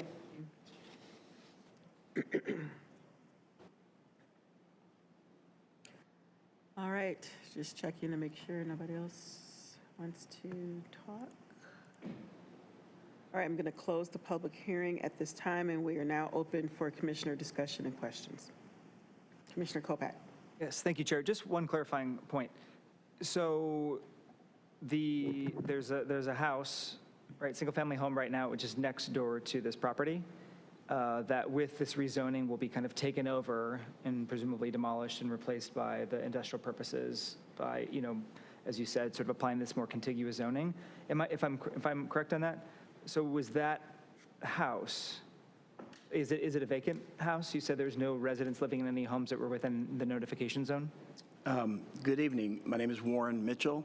I live at 104 Amberwood Run in Chatham County. I purchased the property in June of last year from actually the Page family, some of the original Page descendants from the area. So you are the resident? I'm renting their house to somebody. Got it. So I'm the landlord now, but there was a double-wide mobile home and the brick farmhouse that Mrs. Page grew up in. The double-wide has now been moved off, and there just exists one brick ranch house. That's part of this project. I believe the caller might have thought there was an adjacent property, but there's actually two properties as part of this request, and that's why the house is part of the request. All right, thank you. Yeah. Welcome. That was an interesting question from the caller about what do you do in these sorts of areas where the notification zone doesn't actually touch on people who do live in the area. It's just the notification zone isn't very probably appropriately sized to the context. But it sounds like you did reach out to everybody who was within the required notification zone. But that's something that I learned this evening, so thank you. Thank you. Commissioner Johnson. Just a couple follow-ups. If I'm looking at the map correctly, you've got the Global Mission Church down the road, and you had the structure that's there today that's rented or will be taken away. What I also heard was across the street, there's a garden that somebody's already purchased, and that's going to be zoned later. So just a couple follow-ups, and then I have one about the floodplain. So is there residential from that property down to the Mission Church and beyond today? Good evening. There's nothing between our rezoning request and the church. It goes down to the creek and then back up to the church. So really, other than Wolf Speed, which is behind us, which is the industrial building, there is no residential out here. And then across the street is owned by Goodwill. Did I hear correctly? That's That's being purchased and will be? Rezoning request coming forward. My second question is, notwithstanding what you're going to build there, what I read in the document was the floodplain and wildlife corridors have been identified on the site, but I didn't see any provisions in the development plan to work around those or address those. Is that planned to be included in the final proposal?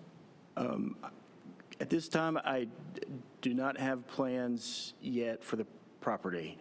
I have a few light industrial buildings.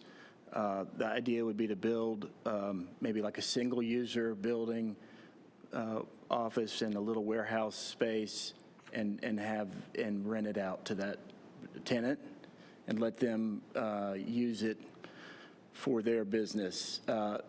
Regarding the floodplain, I saw the comments from staff and went back and looked.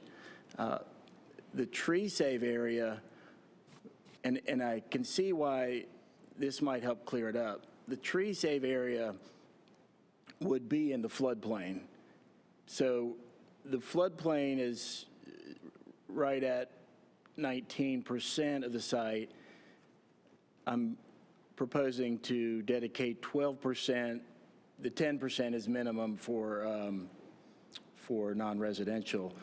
So the issue is I haven't committed to putting the tree save in the floodplain. So by doing that, if that's agreeable, that would preserve most of the floodplain, and that's exactly where I would put it. Because that's where the trees are the nicest, and that's also the floodplain. It's next to the creek. It's a stream buffer, so that's where the tree save would go. It's not 100% of the floodplain, but it is probably 2/3 of the floodplain, and I think that would alleviate the concern. If there were some need to go into it in the future, it would still have to follow the UDO guidelines, but it would, I think that commitment would maybe solve the concern about the floodplain, and because there is no drawing, so we're doing it with text.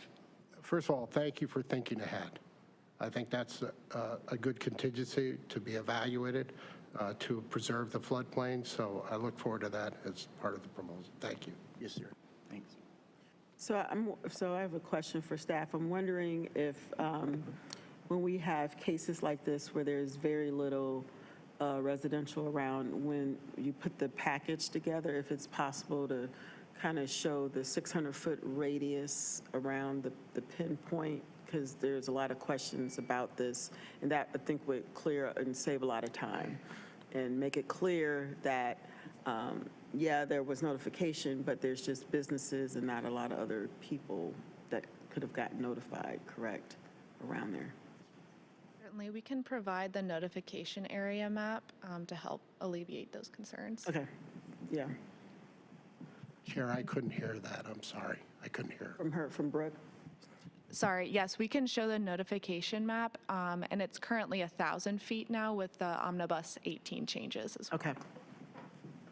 I also just wanted to clarify too, this site is not within a wildlife corridor, but if the applicant were to proffer also on the flip side for the floodplain, if you were to proffer the location of the tree coverage area within that floodplain, that would help to meet the recreation and open space place type map designation. Thank you.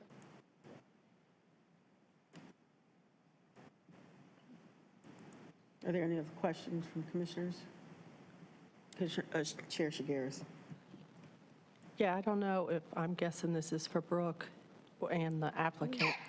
Is that a commitment to the recreation and open space, which is where the floodplain is, 100% of that recreation and open space, the floodplain being preserved as the tree preservation area, not just a portion of it? And what would that number be? Because you said it would be a little bit above 12%? I don't think there's a recreation and open space for non-residential, correct? So we're talking about the place type, I think, is what you're getting at. So the eastern portion of this site is not consistent with the place type designation, recreation open space, because of the floodway on site. One potential way to make it consistent would be to create a building and parking envelope outside of that, or make a commitment that there is no impervious surface that will intrude into it. But the trees already have to be allowed in the floodplain. I think that's a distinction we need to clarify. That makes sense. So I'm going to commit to 100% of the 12% of the tree save area will be in the floodplain, which is on the eastern side. So therefore, because of that, that in itself will preserve most of the floodplain, because the floodplain is about 19%. I looked at it earlier. And I'm preserving 12% tree save area. So it's just a simple, and that's a separate issue than what the staff has mentioned regarding the place type map. And I guess they could shoot that back on the screen, but those are two separate issues, I believe. Thank you. Any other questions? Are we ready to move this case forward? May I have a motion, please?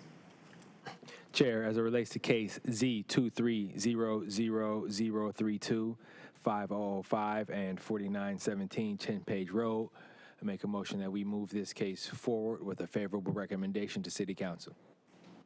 Second. It's been moved by Commissioner Cutright and seconded by Commissioner Valentine to move case Z230032, 5005 and 4917 Shin Page Road forward with a favorable recommendation to the City Council. May I have a roll call vote, please? Can I clarify that on the motion to incorporate additional proffer? With the additional proffers.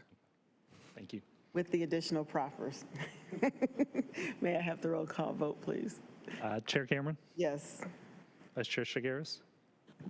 No. Commissioner Cutright? Yes. Commissioner Durham? Yes. Commissioner Johnson? Yes. Commissioner Kopak? Yes. Commissioner Valentine? Yes. Commissioner Williams? Yes. Commissioner Woke? Yes. Commissioner Young? Yes. Motion carries 9-1. Thank you. See if we can get through this one. All right, we're going to move forward to case Z240004, Trellis Durham RTP. May we have the staff report, please?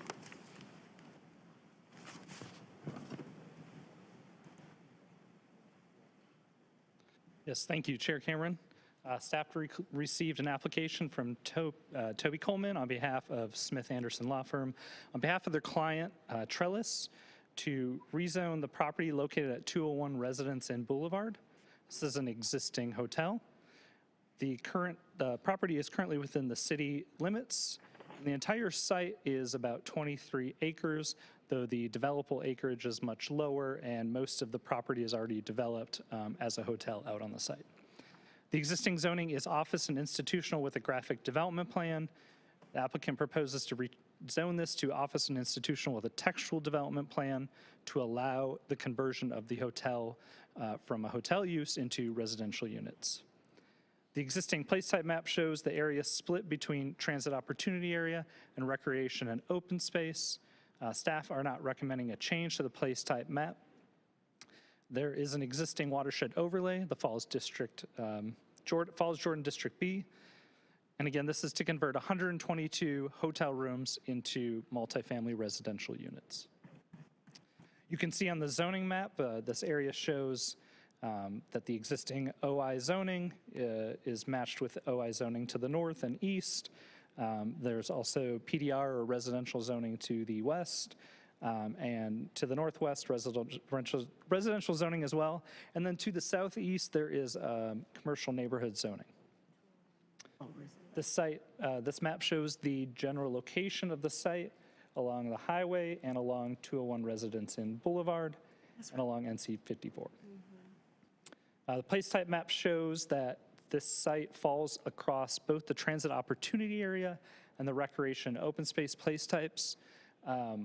It's slightly unique in that the site is already developed out in the transit opportunity area, and most of the site is within floodplain, is not developable to the west. The applicant has proposed to limit the total number of units to 122 multifamily units, to construct 2 points of vehicular access via Residence Inn Boulevard to the site, to dedicate 5 feet additional right-of-way along the property's street frontage with NC Highway 54, and to construct a concrete pad bus shelter subject to Go Durham determination or specifications. A neighborhood meeting was held in accordance with UDO requirements on January 29th, 2024. I'll just want to confirm with the applicant when they speak, but I think only one community member was in attendance. The proposal is generally consistent with the place type map designation of transit opportunity, but generally inconsistent with the place type map designation of recreation and open space. However, we feel this is a unique situation where the site is already built out and that western portion of the site within the recreation and open space is already protected. Staff and the applicant team are available to answer any questions this evening. Thank you. At this time, the chair is opening the public hearing. May we have the applicant come forward, please?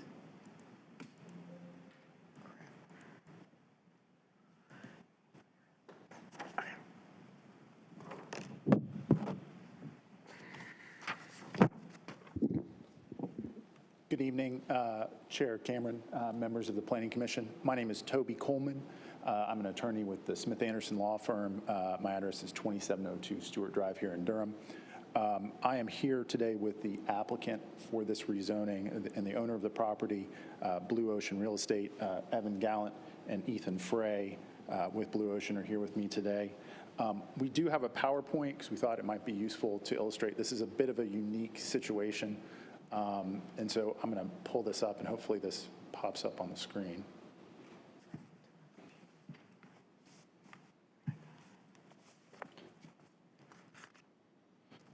All right. Is this, so can you all see this? Or, oh, there we go. All right. So as Alexander said, this is an existing Residence Inn. For those of you who may be familiar, this is at the intersection of 54 and 55. In my life, this is best known as the extended stay hotel right across the street from the Chick-fil-A. I think, I don't know, maybe most people know it as that. At least in my life, that's how I know it. So there's a map. You'd seen it a little bit earlier. There's currently 122 extended stay hotel units. When I say extended stay hotel, I mean they've got kitchens, already sort of mini apartments. And it was built in 1990. It's zoned OI, a development plan. The base OI zoning district permits the conversion by right from hotel to apartments. The issue is whether or not the development plan, which was first enacted in 1988, somehow restricted the uses in a way that doesn't allow apartments.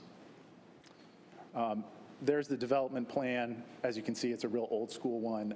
It describes the site as a proposed hotel site, but there's no specific restrictions. And the reason I mention that, I'll show you. So anyway, this sort of gives you an overlay of sort of what this site is.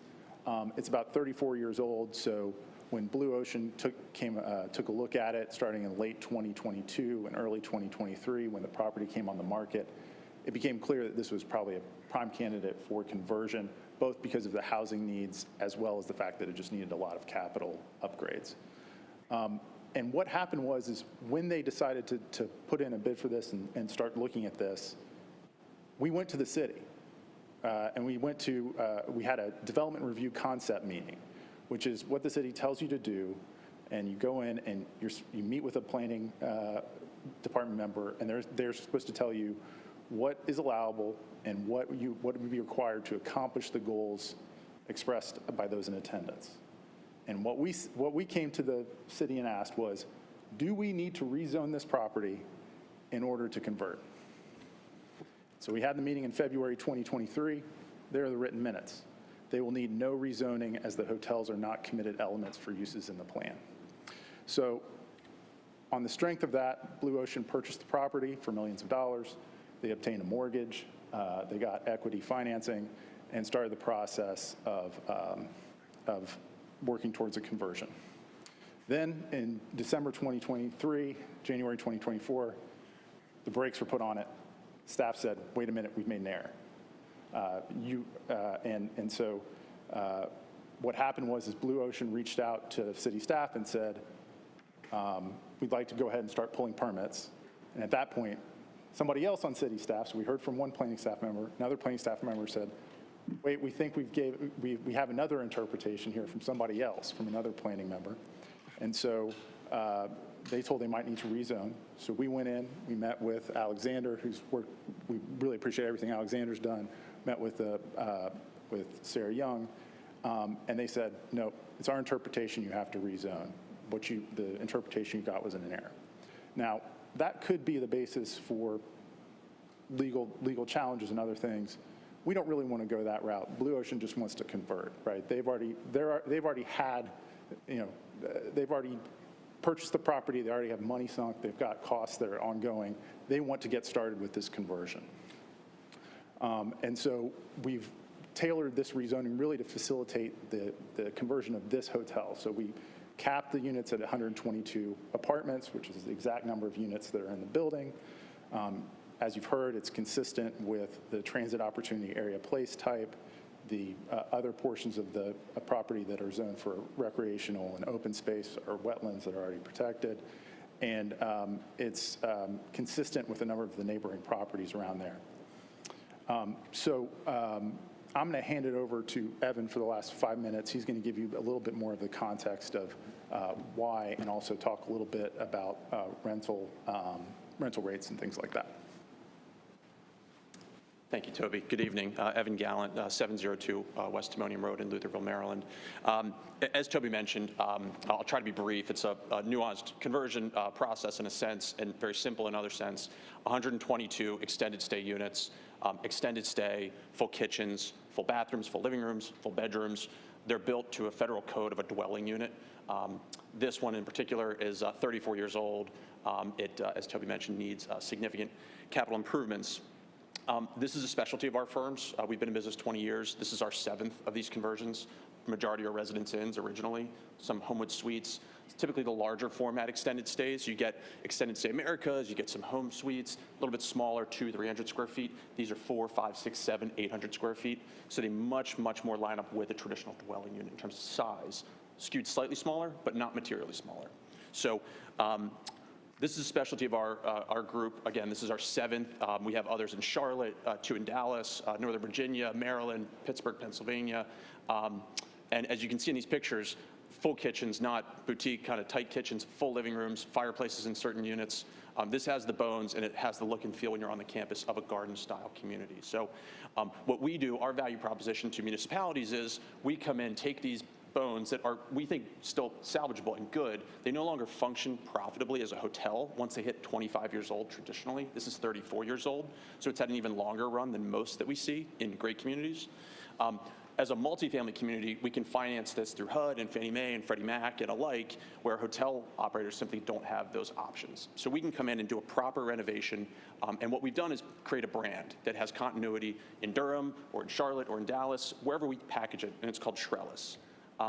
We created this intentionally so that when we have meetings like this, we can explain what we do and how we do it and how we do it really well. So Trellis as a kind of simplified messaging, we want to create beautiful spaces that have great quality to our renters, beautiful finishes, and then we want to create value. It's very, very important. This will not work unless we can create value for our renters. And so what we've done, and again, we've done this across all trellises, and we have the data to back it up. We professionally design the interiors so that when renters walk in, it looks and feels like they're at a Greystar property or a brand new property near the park. And what we can do is provide these at a price point that's significantly below. So we're traditionally 20 to 30% below the Class A's, but we look darn close to a Class A when you tour. So we often get our residents that come in and said, hey, I really love the look and feel of a beautiful brand new apartment, but I just can't afford it. And so we're able to put our rents materially lower, typically in line with the unrenovated B product in the market. And we'd go one step further. Most apartments nowadays do your base rent plus about 1,000 fees on top. We do an all-inclusive rent. So our rent includes all the water, heat, electric, cable, internet, trash, plus parking. So our renters show up, they write one check. We even mount a 50-inch flat screen TV on the wall for them that's a part of the appliance package, just like a microwave or a refrigerator. But it's all pre-mounted. It's a very convenient, very unique offering that none of the other competitors can do. We wanted to, attainable housing is not only important to the city of Durham, but it's an important part of our business plan. For this project, as you can see, the mix of units is a mix of studios, some 1 and 2 bedroom, 2 bath units that exist today. This is built, you go over there today, you will see this exact floor plan, this exact mix. We are keeping it 1-to-1. We will not move walls, we're not moving lines. We are keeping things in place as they've already been built, as they've been approved. And what we're doing is basically recycling a good building in a good location with a lot of capital. So what we'll come in and do is make these units completely feel beautiful, brand new, refreshed completely, top to bottom. All the hallways, all the common areas are professionally designed. They get the works. And then at the end of the day, our renters are going to have rents that are 20 to 30% below the Class A's. And you can see these rents here, they include all the utilities. So you can basically, in our minds, we back out about $200 for that benefit each month. So it's naturally lining up actually just shy of an 80% AMI mark. As I mentioned, we have 7 of these. The top 4 on here are either fully leased, stabilized, in lease up, close to stabilization. And you can see every single one of them ticks just in the same route as the projections for Durham. That's intentional. It will not work if we push rents. The spaces, again, are skewed slightly smaller, and it's a 34-year-old building. You can do a lot of work to try to make a 34-year-old building look new, feel new, but there's limitations to real estate. So we understand that. And again, our value proposition is this is only 122 All right, units. you all have reached your time. Oh, okay. Thank you. All right, I'm going to open up now for, I'm sorry, we are open for the public, call the community. So there's nobody else in the galley that signed up besides the applicant to speak. I do see Jeff Vota. I'm sorry if I butchered your name. You can unmute and state your name and your address. Sure. Jeff Boyda, live 8385 Wake Road, technically Chatham County resident. I own a property at 1712 East NC 54, which is within 1,000 square feet. I attended the public hearing and just came away very impressed and very excited by this development in the area.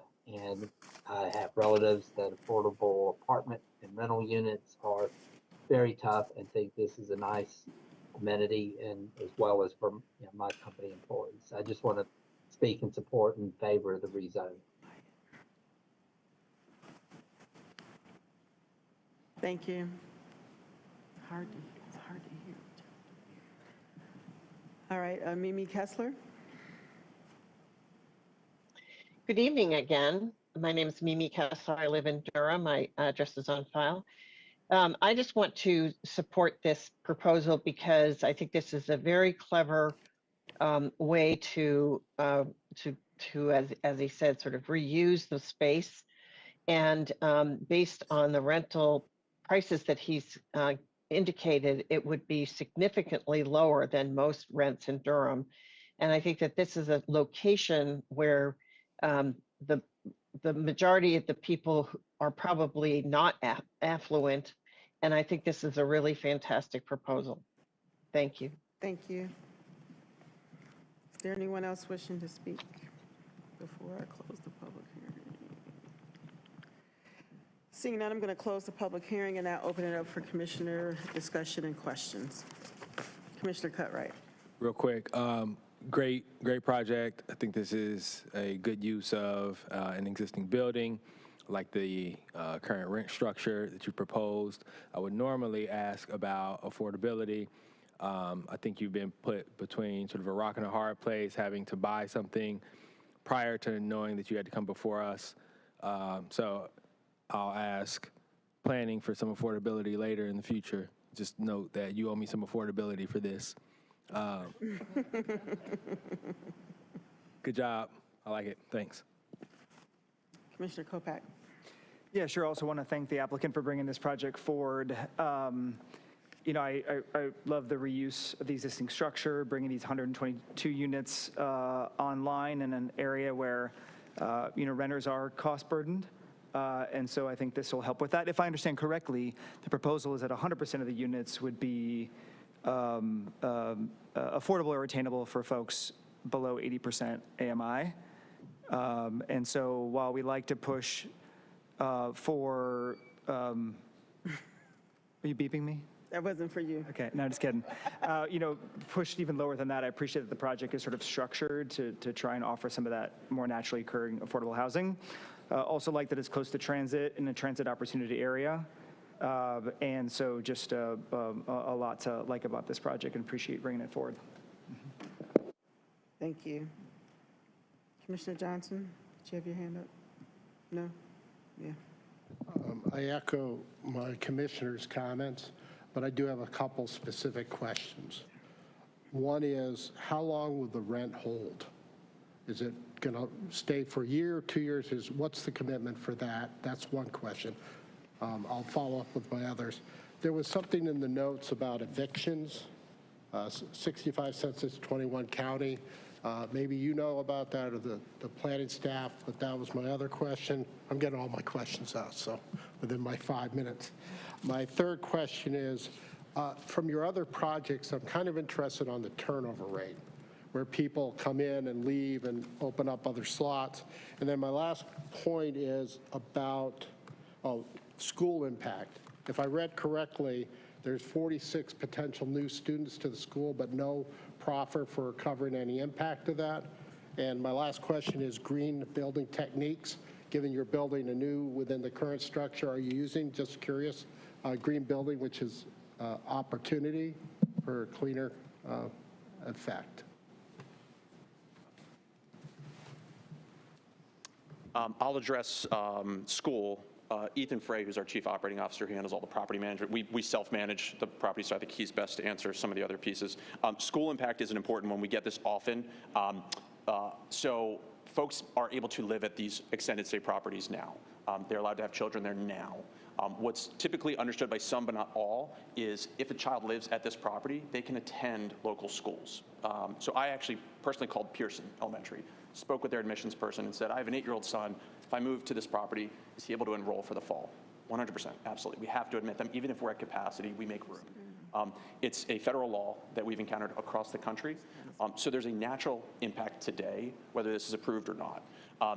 What we're simply saying is it exists, but once we renovate, and we've seen this across the 6 others that we have, out of, I think, 600 units that have been available for lease, I think we've had 2 children, practically, partly because the units are smaller. It's a lot of studios. As an example, this is 78 studio units.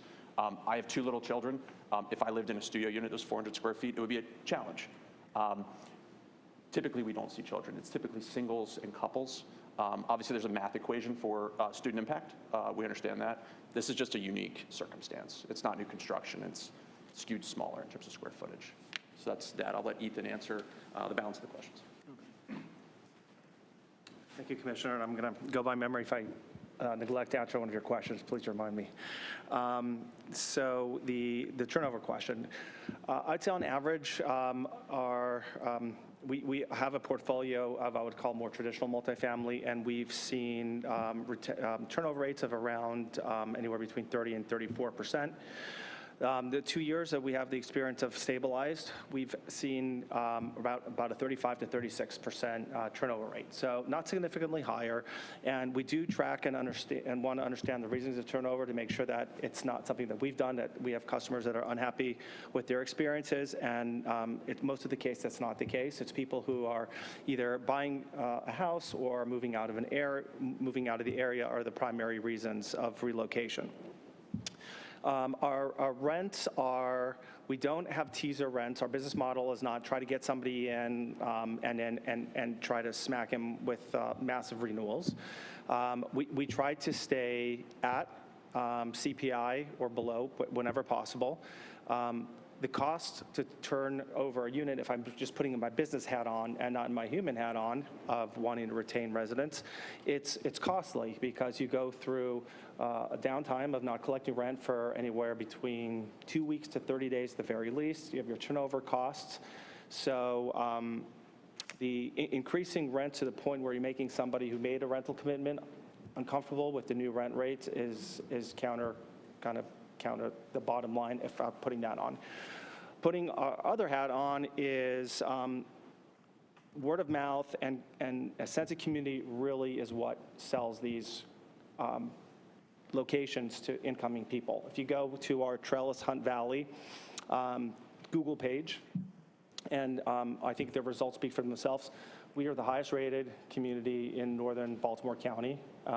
There's over 10,000 units, and we have a 96-unit Trellis there, and people absolutely love the convenience, the affordability. They don't have utility bills that spike up high or low. They're locked in for a 12-month lease at that rent with, as Evan mentioned, everything is included, including cable, and not just your basic channels, but the more, all the sports channels and entertainment channels, high-speed internet. That convenience is just hard for a lot of people to get anywhere else. It's not afforded to them. The green materials, so That is my 5-minute timer. Good. Sorry, just 2 seconds on that. We use no VOC paints. We use, we don't go in with carpets that just get ripped up. We go with all LEDs and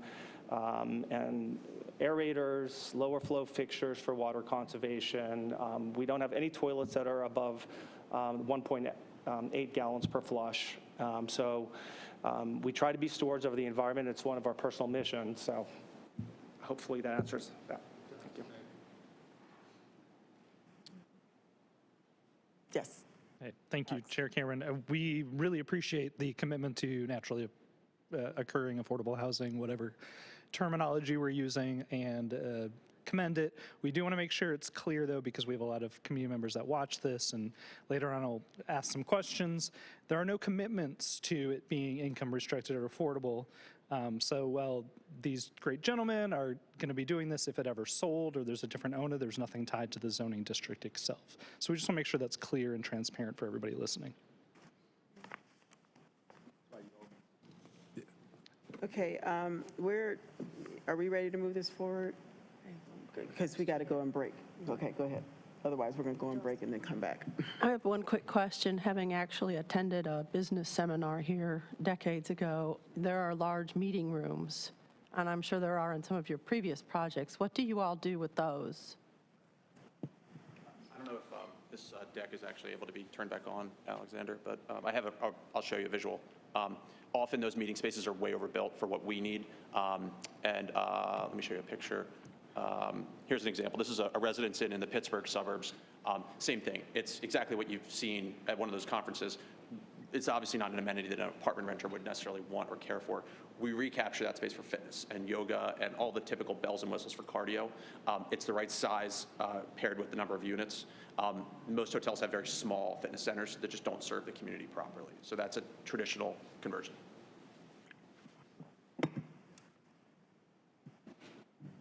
Are we ready to move this case forward? One more. Just one clarification for planning. Traffic impacted, this is a high traffic volume. Are there any factors for walking today? Because you're adding a lot more people in that area that would be walking across, say, 54. Has that been looked at? So I would assume no, and maybe Arlene can speak to that. But because this is an existing site, and yeah, I don't think so. Okay, I didn't think so. I didn't see it. And to your point about commitment, if the applicant were to commit to at least a year holding those rates, that would be part of the package?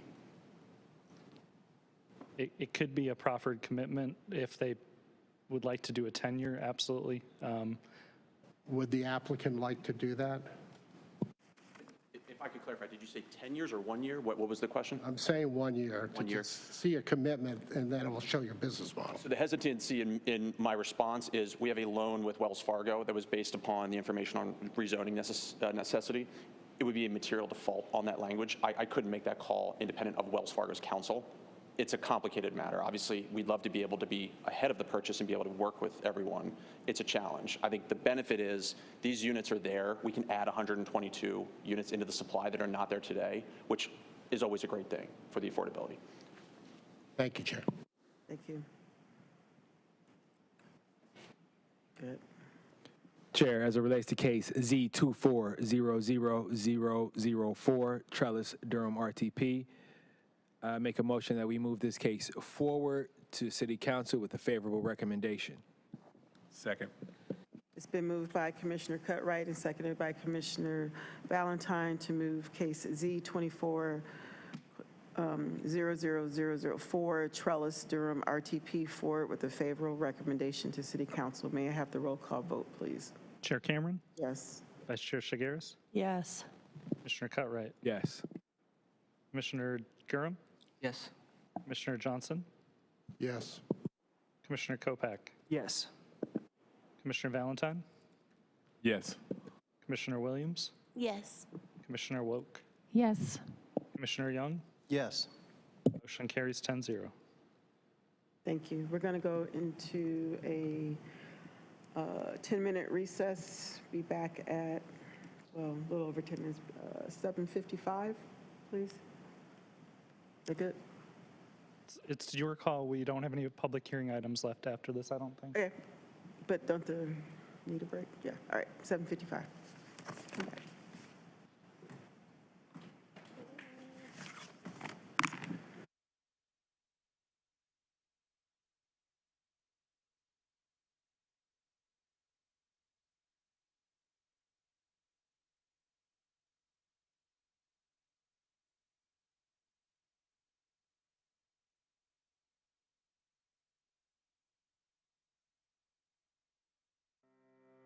I came to the city to develop leadership and supervisory skills. I stayed because of the city's culture and dedication to serving residents. The City of Durham, where careers meet community. To connect with a career that serves the Bull City, visit durhamnc.gov/careers. We, the people. Nosotros, de gente. 我们人民. Mia Dumaville. Hum sab log. We the people hold these truths. To be self-evident that all men And women are created equal And shall be afforded the inalienable right to fair housing. The City of Durham and HUD are committed to ensuring that everyone is treated equitably when searching for a place to call home.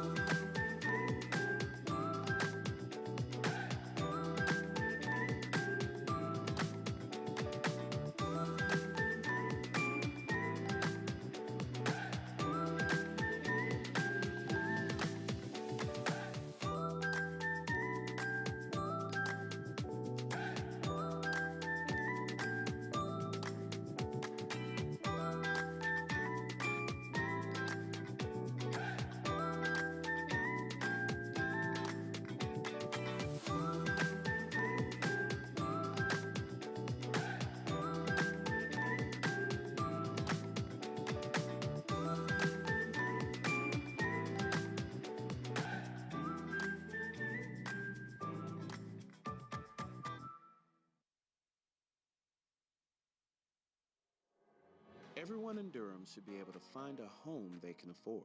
That's why Forever Home Durham is creating affordable, livable, and inclusive communities for low to middle income residents. From renting to owning, find out how the city is helping more people find homes right here in Durham. Learn more at foreverhomedurham.com.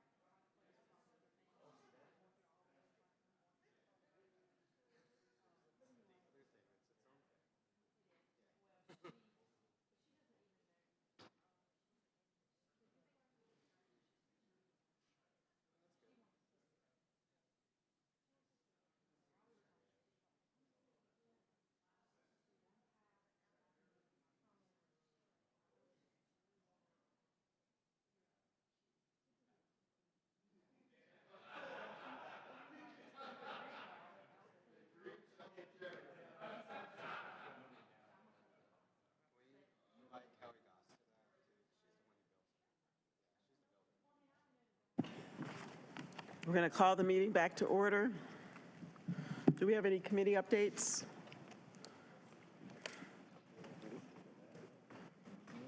I don't think we have any committee updates, do we, Alexander? Nope. All right, moving on to new business, the rules of procedure. Who's presenting that? Chair Shigaris? Yeah, let me clarify, Chair Cameron. So this was brought before y'all, and per the rules of procedure, the rules of procedure actually has to go one session before the current meeting to be considered, and then the session after is to be voted on. So today is the night you would vote on it. I haven't received any comments or edits from anyone based on what was presented in last month, but that doesn't mean y'all don't have any, so I don't know if you just want to defer to Vice Chair Shigaris, see if there's anything to add, and if there's any comments anybody wanted to make on it. If you don't have anything, just... Nope, I have no comments. I read the cleaned up version. Beautiful, and the introductory letter by Sarah Young pretty much summarizes everything on it, and I'm good to go. move it forward. Oh, we move to have a vote? Approve the rules of procedure. Does somebody have to make a motion? Yeah, you're making the motion. Okay, I make a motion that we approve the rules of procedure. Is there a second? Second. It's been moved by Vice Chair Shigaris and seconded by Commissioner Williams to approve the rules of procedure. May we have the roll call vote, please? Chair Cameron? Yes. Vice Chair Shigaris? Yes. Commissioner Cutright? Yes. Commissioner Durham? Yes. Commissioner Johnson? Abstain. I'm sorry? Abstain. I did not have a chance to read the document. Okay. Okay, just voting. Commissioner Kopak? Abstentions are permitted. Grace, It really doesn't count. clarification on this. Doesn't. He's asking me a question. Yeah, abstentions and voting. It's the rules of procedure. The current rules of procedure say that you have to vote if you're in the room, Right. and if you don't, then your vote is a yes. So if you don't vote, your vote's a yes. Yeah, so it's... And you know that Yes. abstention's a yes. Okay. Yeah, that's what the current. So we have a motion on the floor, everyone. We need to vote, yes or no. We need to vote yes or no. There's no discussion. Is voting yes or no? Yes. Thank you. Reserving a comment for later. Commissioner Johnson? I will say yes with the same caveat. Commissioner Valentine? Yes, also with that same caveat. Commissioner Williams? Yes. Commissioner Woke? Yes. Commissioner Young? Yes. Motion carries 10-0. Good Lord. Thank you. Next, we have the fiscal year 25 work plan, program, sorry. I have to bring my mouse because all of a sudden my computer doesn't want to work and let me not use my mouse. So here I am. So good evening. I'm Grace Smith, one of the assistant directors with the planning department. I'm covering the work program this evening, item this evening, and I'm tired, so I apologize that I'm rambling. As you may have seen from the planning director's memo included with this item, the department work program focuses mainly on 3 areas: ongoing projects and processes that reflect legal requirements such as site plans, zoning map changes, use permits, certificates of appropriateness, zoning enforcement actions, and so on. Also, ongoing projects and processes that relate to the city and county, relate to city and county policies for providing timely public information, support for boards and commissions, and department management. So that's kind of the second group. The third would be projects and processes that are somewhat discretionary, like long-range planning activities, to implement action items from like our new comprehensive plan, and another large project that you've heard about that's underway, the Unified Development Ordinance rewrite. So the majority of the planning department's work is dictated by state and local law. The main area of variability in our work program is work that's completed by the community planning and strategic support work groups. For this coming fiscal year, the main policy planning emphasis and resource allocation will shift from completion of our new comprehensive plan, which was adopted last fall, to its implementation and the rewrite of the UDO, which is underway. We anticipate a variety of projects as an outward growth of the new comprehensive plan, including but not limited to small area planning, environmental plans, open space plans, corridor plans, and other studies. The next step for the proposed work program is to be reviewed by the Joint City-County Planning Committee, and then it will be presented to both City Council and Board of County Commissioners for final action. So tonight, we're asking for the Planning Commission to make a recommendation on this item this evening so that we can move it forward. Thank you, and we're available for any questions. I guess I should say, Chair and Vice Chair for the rest of the commission, if this is your first time seeing our work program, I know some of you have seen one before, and maybe others of you have not because we have new members, but this is something that we bring annually to the commission, and then it's sent upward to our governing bodies for final action. There are questions before we? Yes. Oh, you're going for your snack. I thought he had a question. So you need us to vote for approval of the? You just need to recommend approval. You also can, when you do your written comments, you can provide any comments that if you think of something after the fact that you want to make a comment on, or if you have any questions, you can reach out to me or the other Assistant Director, Bo Dobrinsky, who's here. We're happy to help or answer any of your questions. But it's something we do every year, and we do this so that it's clear what we will work on outside of those things that we have to work on. So any discretionary items that are in here, if the governing bodies put those on the work program through the final action, those are the things we work on throughout the year. So, Chair, one comment. Commissioner Johnson. I didn't get a chance to read it in detail, but I commend the effort. I will look for any written comments as you suggest as I dig through it, hopefully tomorrow, the next day. Okay. But I commend the effort to both bring the state and local aspect, but also the immediate needs of Durham. So thank you for that. oh, well, thank you very much. This one was a little different this year because we're fresh off the new comp plan, so we had to think a little differently about how we'll allocate our resources. So this should be an interesting and very busy year for everyone. Commissioner Cutright. Just a quick question on specifically on small area planning. For at least a couple years, people have been asking about Southeast Durham, small area plans. How does that get prioritized in this? Right now, sitting in here as, hey, we'll look at small area plans and think about doing a small area plan. Like, has there been any thought to that area specifically, and how does that get prioritized in here as a specific plan as opposed to saying, we'll think about doing small area plans at some point? Right, so in the memo, there's a list of things that that are new this year, and one of those things is the small area plans and then prioritization of those plans. So one thing we're going to do is look at what is a small area plan, what should be in the small area plan, and then what areas need a small area plan, and then prioritize those areas.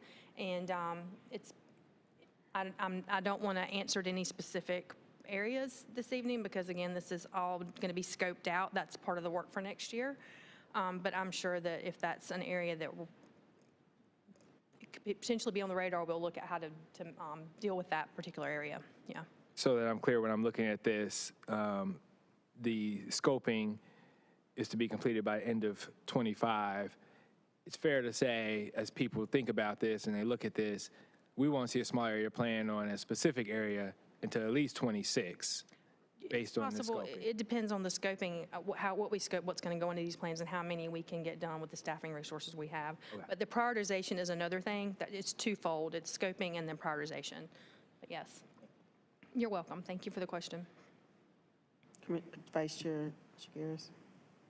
What is, well, along with that small area planning, it says limited geographic scope. What is do you have a definition, like a number to attach to the word limited? You in the actual item, because I'm. Yeah, 2.4, page 7, small area planning.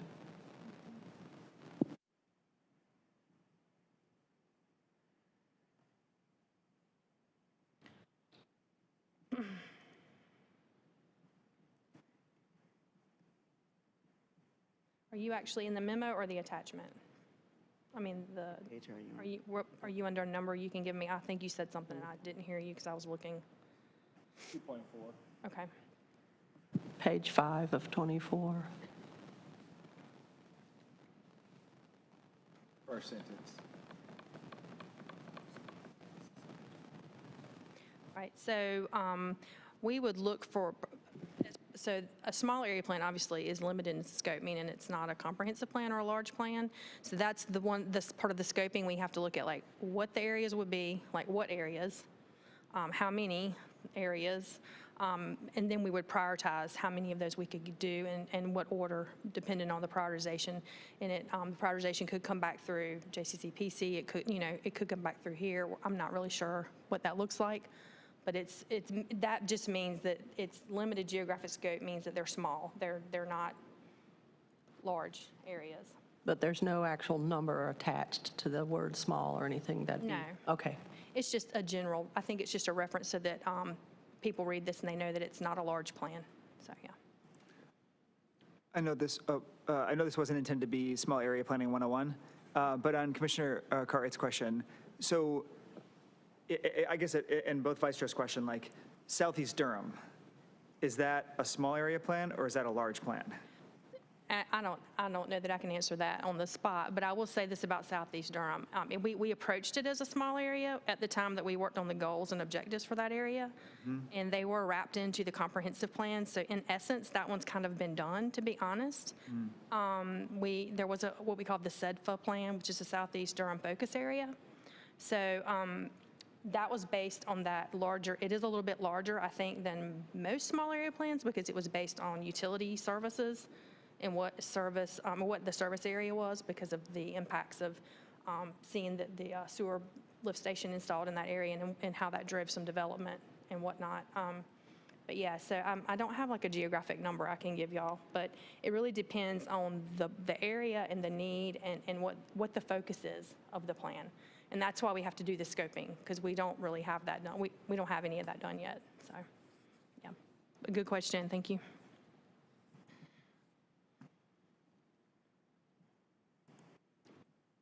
Any other questions? Are we ready to move this forward with a recommendation?